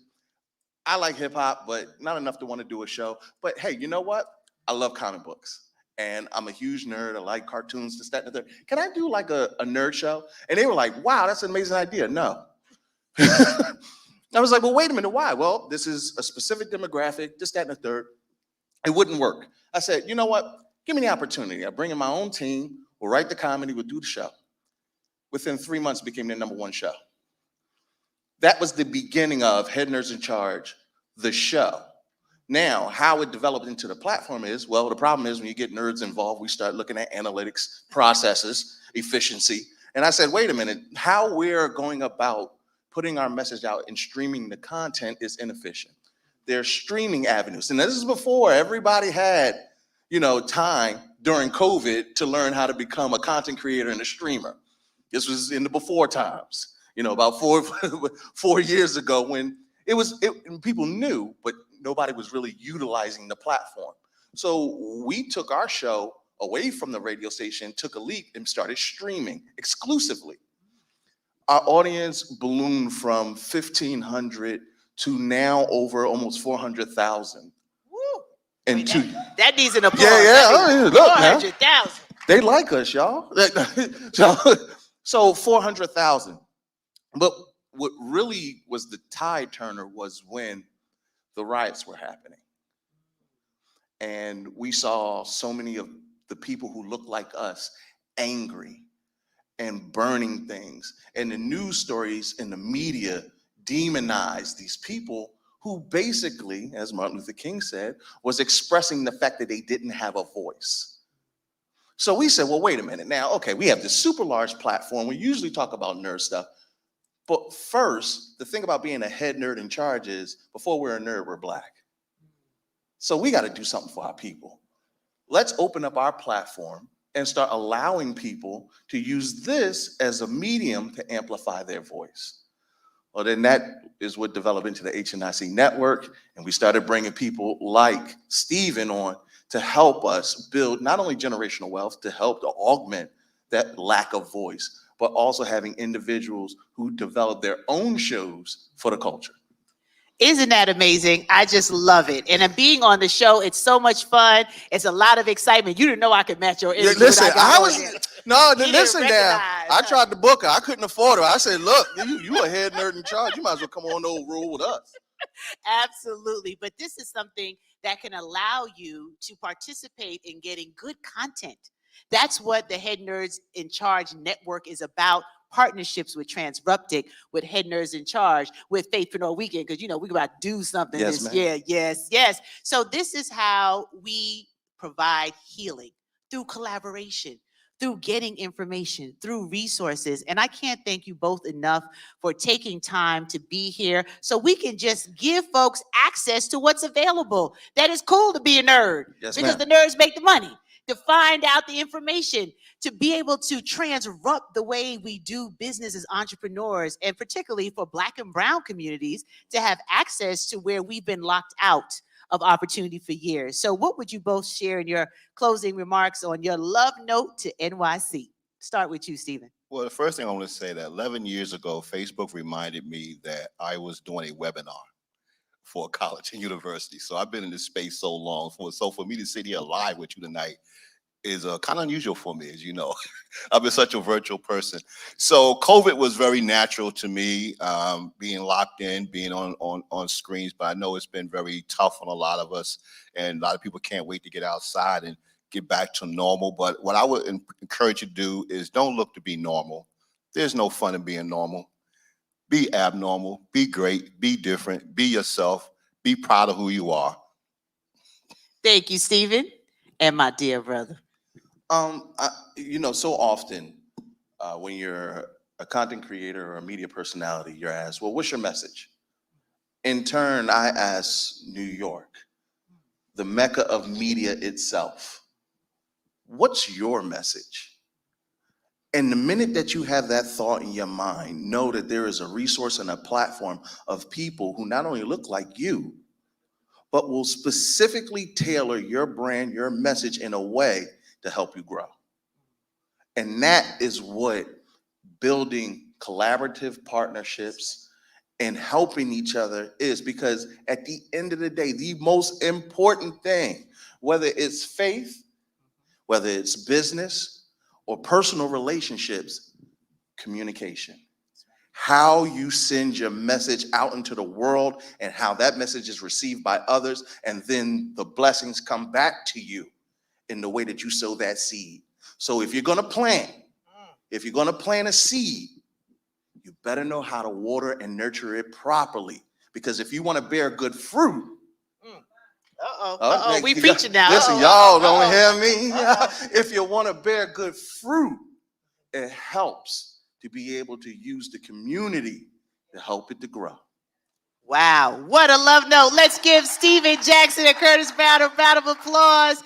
Thank you for your kind words online as well. They are soaking it up. I can't wait to continue our partnership with Transruptic and with Head Nerds in Charge. I so appreciate you, and shout out to Philly joining with NYC and sharing some love in the city. All right, one more time, ladies and gentlemen, for Stephen Jackson and Curtis Brown. All right, you're welcome. So now we're almost there to the moment you've been waiting for. But I have two other special interviews to go. Can I have Ilbert Sanchez and Danessa Myricks to the stage, please? Let's give them applause. Now we're going to have some fun with fashion and beauty. And then we're going to close out with sustainability and an essential kitchen that is being created here in our community. Let's put our hands together for two of the legends in the fashion and beauty industry that just happen to be my friends. Oh, I'm so excited. Like, this doesn't happen. I barely get to see my sister because she is always on a plane between Dubai and Russia and China and who else, I don't even know. But when you launched in Sephora, oh, I wanted to do backflips because I said, that's my sister, the Danessa Myricks, and my little bro. This one killing it in the whole streets with his couture and marrying people off in style and fashion that has never been seen before, giving honor to your culture and your roots. I said, we can't have a night of healing without a little fashion and beauty. And when I asked them both, they looked at their schedules like, what's she asking me to do now on a Tuesday night? And I have a zillion things to do, but they said yes, because the caliber of people that I surround myself with show up great every day. So thank you both for being here, and I love you, and there's nothing you can do about it. Thank you for having me. So, Danessa Myrick, we're not going to tell them the whole story. We don't have time tonight on how we started on this path of entrepreneurship. But I tell you privately, I get to say it publicly. You took a skill, you took a gift, you took art, and now you're one of the most renowned figures when it comes to beauty and creating products that we can actually put on our faces, feel good about it, and know that it's going to a Black woman-owned enterprise after you were inspired by people like Vera Moore that created the space for us to do this work. Tell everybody how you get started. Well, first of all, I don't know how I can follow up the last two gentlemen over here. But I will say that so much of where I am today is a result of just honestly experimenting with wanting to be free. I think, you know, we all can relate to working in jobs that we are not passionate about. You know, I think a lot about my father and the work that he did and the work that my parents did in general, just working to put food on the table or working to pay a bill, but never actually feeling fulfilled in their presence on the planet beyond the contribution that they were making to their immediate family. And when I think about why they were doing those things, it was to give us an opportunity to do more. And so I really put a lot into thought, like midway through my life. I hope not midway. I was 30 actually when I embarked on this journey, but I really wanted to have some significance on the planet. First, to be free and not be shackled by a job that I didn't care much about or I didn't feel was fulfilling. And so the long and the short of the story is that I basically was let go from a job. We all were. The business closed, and I just saw an opportunity for me to just break the chains and do something different. I wanted to have a little bit more control over my destiny. And beyond that, I really felt it was important for me to not just think about earning money, but creating legacy. And so I wanted to create something of my own. I always had a creative bug, but didn't feel like there was money to be earned or careers that were able to be developed in an art space, right? I thought that, you know, being artistic was something that you do for fun, and then you have work, right? And I really didn't think that there was an opportunity to combine the two. But also at that time, I didn't see a lot of people having success. And you know what they say, you kind of need to see it to know you can be it. And there weren't a lot of examples. But I took a chance to do it anyway. Vera Moore, you mentioned, like, actually that rang all the bells, because, like, yes, I mean, she was one of the people that I did see create for the community, and not just the Black community, but for women at large, which I thought was very impactful. And I wanted to find a way to lean into that, to, of course, you know, be representative of the community that I'm a part of and create for people who look like me, but also send the message that we can create for the world at large. Like, it's not just that Black people can make things that Black people can consume. Like, we can create for the planet, and we can create things that are useful globally. And we can shift the economy or shift the way people see an industry, you know. And one of the missions that I have is to really change the way that people see beauty. That's where Danessa Myrick's Beauty was born. And it is changing the way people see beauty. I am so proud. As we announce later on tonight, the ad will be in there for Danessa Myrick's Beauty, because beauty starts from the inside. And in this night of healing, we're healing the inside places so that we can show up outwardly in the best version of who we are. And then that brings me to what we put on our body. Do you see this sharpness going? I don't even want to touch him. He might cut me. I'm a He's little so sharp. mesmerized here. All right. Well, Ilbert, please explain to them the birthing of your couture and what led you to make the decision to choose fashion as a way to tell your story, because you do so much more than fashion, but that was the entree. Well, thank you for having me. I'm excited to be here with everyone. The reason why I stopped doing what I was doing was I just didn't feel fulfilled, and I was trusting God and asking my ancestors for just answers, and like being able to actually find little clues and hints of where he was guiding me. And I quit my job in 2017, and we launched Garçon Couture November of 2016. So for 3-4 months, we didn't bring that much revenue within the company because I was working a 9-to-5. My business partner was working a 9-to-5. So we was like, someone has to take the risk, you know, someone's gonna have to take that leap of faith and see what happens. So I quit my job, and then I went and searched like about 20 to 25 offices in New York City to see where they can actually let us use the space for month-to-month rent. You know, 'cause we don't have no investors, we don't have no back end. It was really like just Grassroots. yeah, from the scratch, from the bottom up. So that's why every time I see my office today, I just thank God for where we've been and where we're going. And I wanted to just really make an impact on the Black dollar. They say that you only see Black men in a suit if it's a courthouse or a funeral day. You know, so I wanted to change and make an impact with that. Fast forward 5 years later, and we've done over 500 weddings. You know, we've dressed people for the red carpets. We're talking Emmys, the Oscars, the Tonys, the ESPN awards. So, and this is people who look just like us. So that's where, for me, it's like on a day-to-day basis where I love what I do, and it's making an impact on the Black dollar. It's making more than an impact on the Black dollar. It's making an impact on everyone's eyes. When you see the kind of couture, my son is clapping because he had a whole photo shoot for his birthday. Just you feel better when you look better, right? When you dress up, when you take a fresh shower. You might not have the resources to go buy a gown or to get a piece of makeup, but just clean up. And as you clean up, you grow up. And you're able to have access to examples. And what both of you are doing in Healing NYC is showing examples. This is Black History Month, and we know that every month is a time for us to learn about the history of who we are. We didn't begin with slavery. We need to read books like Before the Mayflower to know that we came from kings and queens, and you all are allowing our ancestors to do their best work through you. And I salute you for it. I'm blessed to be able to have you in my front row, but I want you to share just a little message of love for everyone listening tonight. They're struggling. Mental health challenges are real. Suicide attempts are real. The numbers are spiking.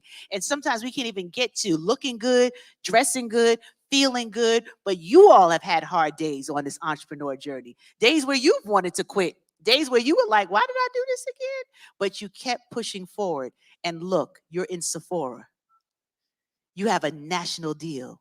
You are traveling from country to country. You're in high demand all over the globe to dress people for the important moments of their life. So when I'm at the Grammys, you got me, bro. I'm just, okay, well, speak it into existence, honey. I'll be on somebody's red carpet. Amen. But what would you like to share as your love note as we close out tonight? Wow. You know, all I can do is just think about, I tell everybody that I go to Peloton church every week. And it's only because, you know, if you had a Peloton and you went to one of those classes, literally I'm on the Peloton crying because it's very inspirational. And so there was an instructor just recently who was just talking about, you know, how sometimes it's easy for us to give up when we feel pain or we're feeling the stress of something or the burden of something. But that's usually the sign that the magic is just about to begin, right? That's where the joy is about to happen. And it really made me think about lots of things, lots of moments where it was really hard and it was getting to that space where, you know, towards the end of the journey where you had to push the hardest and then something magical happened. I think about childbirth. If you think about that, you're pushing, and it's like, okay, I need one more, and this has to be bigger than all the rest, and it's the hardest push, but then you hear that baby cry, and it's like, you're like, it was all worth it. There was a reason for this, and there's so many moments that I can think about where I thought that I wouldn't get past this place, that it was just too much to bear, but the next day or the next moment, there was a phone call, there was an email that came through, there was a check. Hallelujah for the check. There was a phone, there was, a voice, a message, or something that changed everything and allowed me to continue. And the magic was from that point forward. So it's like, don't give up before the miracle happens. If you're feeling pain right now, that's a sign that the magic is about to happen, that joy is coming your way. Just hold on. Just hold on. I love that. Yes, the darkest hour is right before dawn. Hold on till the Thank magic you. happens. You're always You so better- much more eloquent. Oh, no, girl, you were dropping, what the kids say, you were dropping some bars. So what are you going to say, my little bro? I think for me, it's been a personal experience that I've been just battling but overcoming. So everyone in this room has had a dream. They've had something that they want to start. And for me, there's something that I wanted to do at 2018, which was write a book, launch a book. And I was like, what is the book going to be about? Is it going to be about fashion? Is it going to be about sports? So this year in Q2, my book is actually coming out. It's so it's called Excellence in Every Thread. And it's actually a holistic book for men. And I put in that book a lot of things that I felt I needed growing up, and I started to learn in my young adulthood. So I'm talking about personal development, emotional intelligence, the 4 agreements, therapy, meditation, yoga. I'm talking about dating, taking trips and being able to actually budget, and just being financially conscious. So I say that to say, have an accountability partner. Have someone next to you to be able to let you know, did you start on a project? Did you finish it? How can I help you? We always, when we write goals, we feel like there's so many steps in front of it. Just take one step at a time. Take it one step at a time. And I guarantee you, before you know it, you'll look back like, wow, I've done so many steps already. And that feeling right there will be so fulfilling. Just complete your job. Wow. Do you see why I love them? Do you see why they needed to be a part of our night of healing? Love letter to NYC. Let's put our hands together one more time for Danessa Myricks and Ilrich Sanchez. Thank you so much. I love you all. I'm trying to be responsible with the COVID hugs, so I'll be jumping on your neck. But thank you again. And now we're going to close out the night.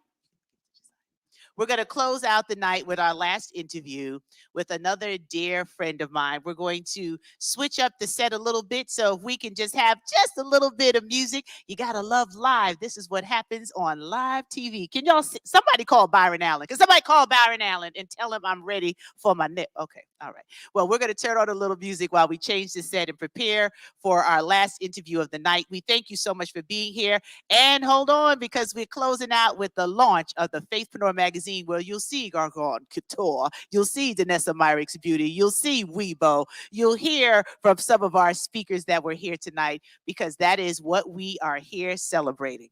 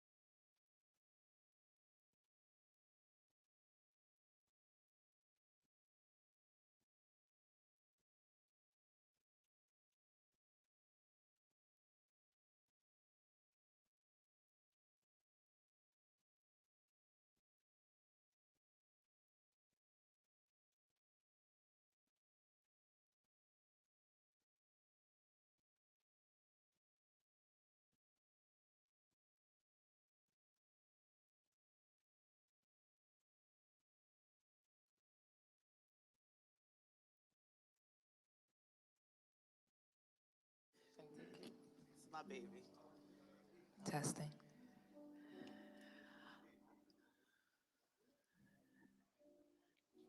Okay.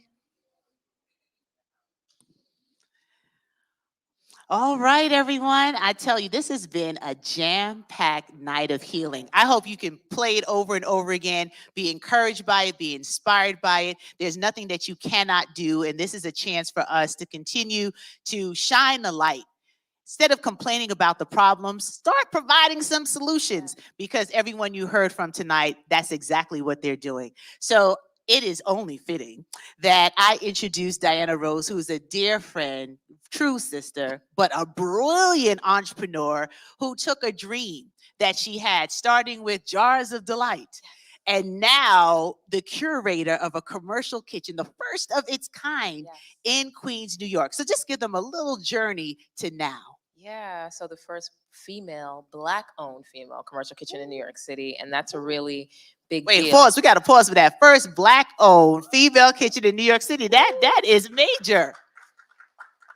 So it's truly been an evolution. And first, let me say thank you for all your support through every single one. You were there from the inception of Jars of Delight. You literally was my first taste tester.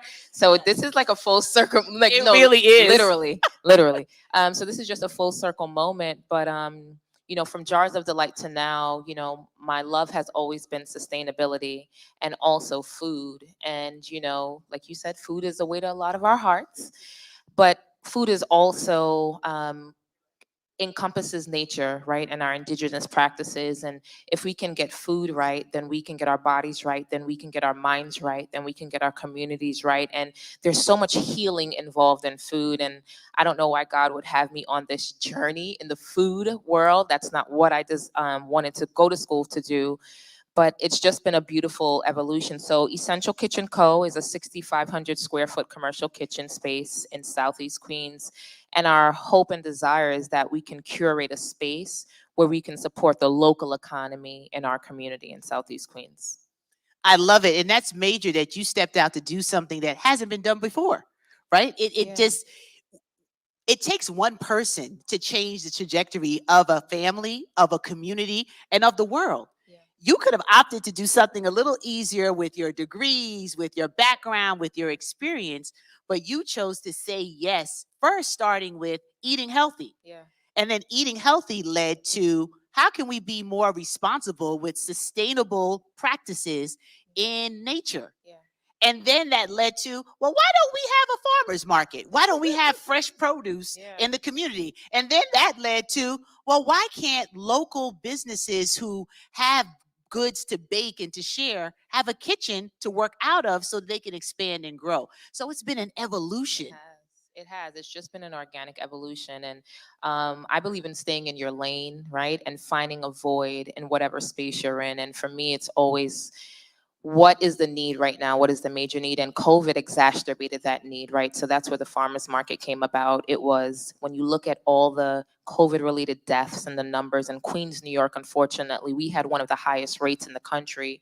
And we know that we can link a lot of chronic and communicable diseases to eating, lack of healthy eating there is. So when you look around in our community and we don't have a farmer's market in our local community, we don't have a commercial kitchen, you start to think to yourself, well, you know what, you know, God has truly given you the inspiration and the vision. So if he gives you the vision, I know he always gives the provision. So it's just about being bold enough to step out. And that is also a form of healing, right? If we look back in history, there's been so many opportunities from our ancestors and, you know, the risk that they took with their lives, right? For right now, we're taking risks financially, but a lot of them, all of them took risks with their lives. So if we're bold enough to take risk on behalf of the community, that's where true healing comes about. And so I think Laurelton Farmers Market or Sovereign Markets or Essential Kitchen Co. or even Jars of Delight as the first zero waste catering company coming out of Southeast Queens, there's been such a healing in that because people are like, well, what is zero waste catering? And that's a conversation that we can have. And that's how we began to truly change the trajectory of the ecosystems in our community. Absolutely. And I thought it was important for us to close out with that message tonight because what we put in our bodies is important. And if we're going to be sustainable with all the inspiration you heard through entrepreneurship, through the stories that our platform ready speakers shared, you have to be here and you have to take care of this one temple. You have to be responsible with what we provide in our communities for those young people who are growing up. I'm so excited that our New York City Chancellor is looking at the meals that are provided to our students. It's all connected to how we grow and evolve. So thank you for what you're doing. We're spreading the word about Essential Kitchen and what it is that you are providing, and you will be featured in, drum roll please. So tonight we're going to close out with just showing you the screen of launching the Faithpreneur magazine. We're also going to put the link out that you'll be able to download and purchase, because part of the revenue that we're collecting from this magazine will go to real causes, opportunities to grow a commercial kitchen, opportunities for Brett Scudder and his foundation for 24/7 access to mental health prevention and suicide prevention. So all of this is a part of getting a louder and larger and more expansive voice for those who need to be reminded that you're not alone. This love letter to NYC was a small way that we can say we are in this together and we're stronger together. Everything I do is about collaboration. And I'm just so excited that tonight was just an opportunity to highlight and showcase some of the incredible people that I get to work with, love on, celebrate, and operate in excellence with in the marketplace. So we have to pull down the screen in order to show you the launch of the magazine. So we're going to go ahead and do that because we went a little bit over with all the love to New York City tonight. So we want to make sure that you see that as we play a little music, and we're going to step out in front of the screen, and I'm going to let Diana be able to go and relax. And I thank you. Any last words as the screen is coming down? What do you want to say to NYC? On this night of healing, just encouraging all of us to just be kind to one another, right? Because that's what it's about. And just share your gifts. And that's how we heal together. Thank you, Diana. Let's give her a round of applause. Before.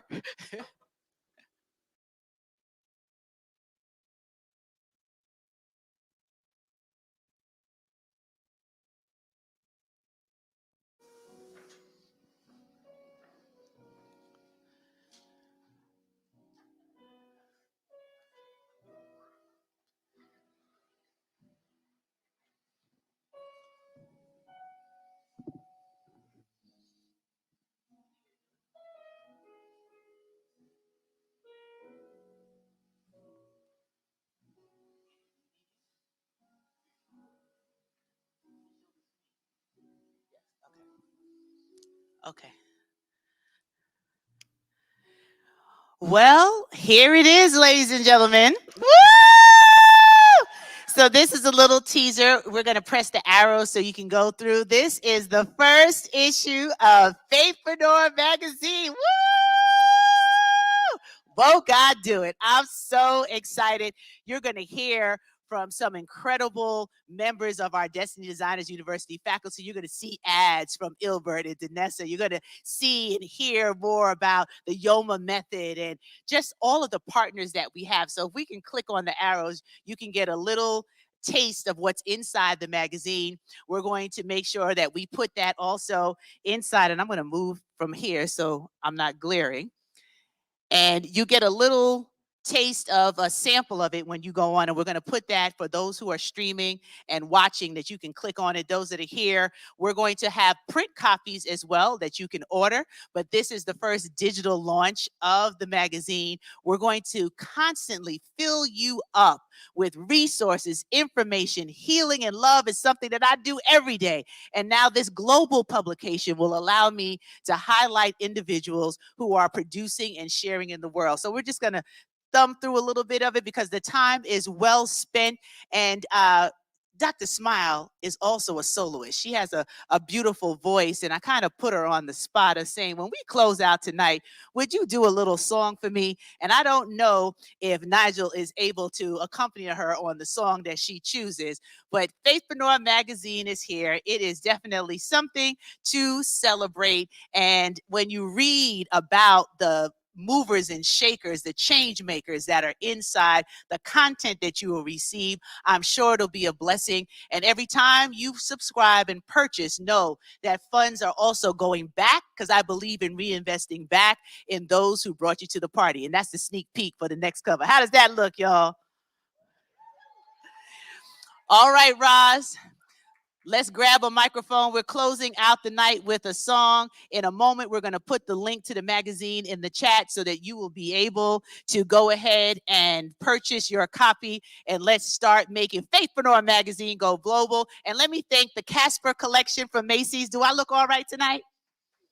So shout out to the Casper collection for robing me tonight. And we look forward to sharing more about them as they officially launch next month. So Roz?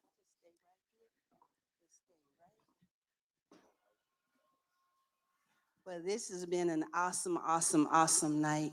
And there's a couple of songs, so the Holy Spirit just allowed me to do a medley on it. God has smiled on me. He has set me free. God has smiled out on me. He's been good to me. And because of tonight, He saved us. He saved us.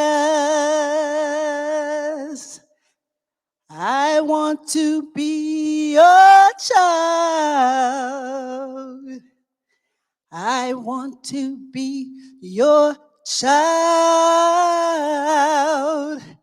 God has smiled on me. He has set me free. God has smiled down on me. He's been good. He's been good. He's been good to me. I will trust in the Lord. I will trust in the Lord. I will trust in the Lord till I die. I will trust in the Lord. I will trust in the Lord. I will trust in the Lord until I die. Here's to the love letter for New York City. Thank you so much, Dr. Smile. So that is it. We're going to turn on the music. Let's thank Grantor Group Productions for producing this tonight.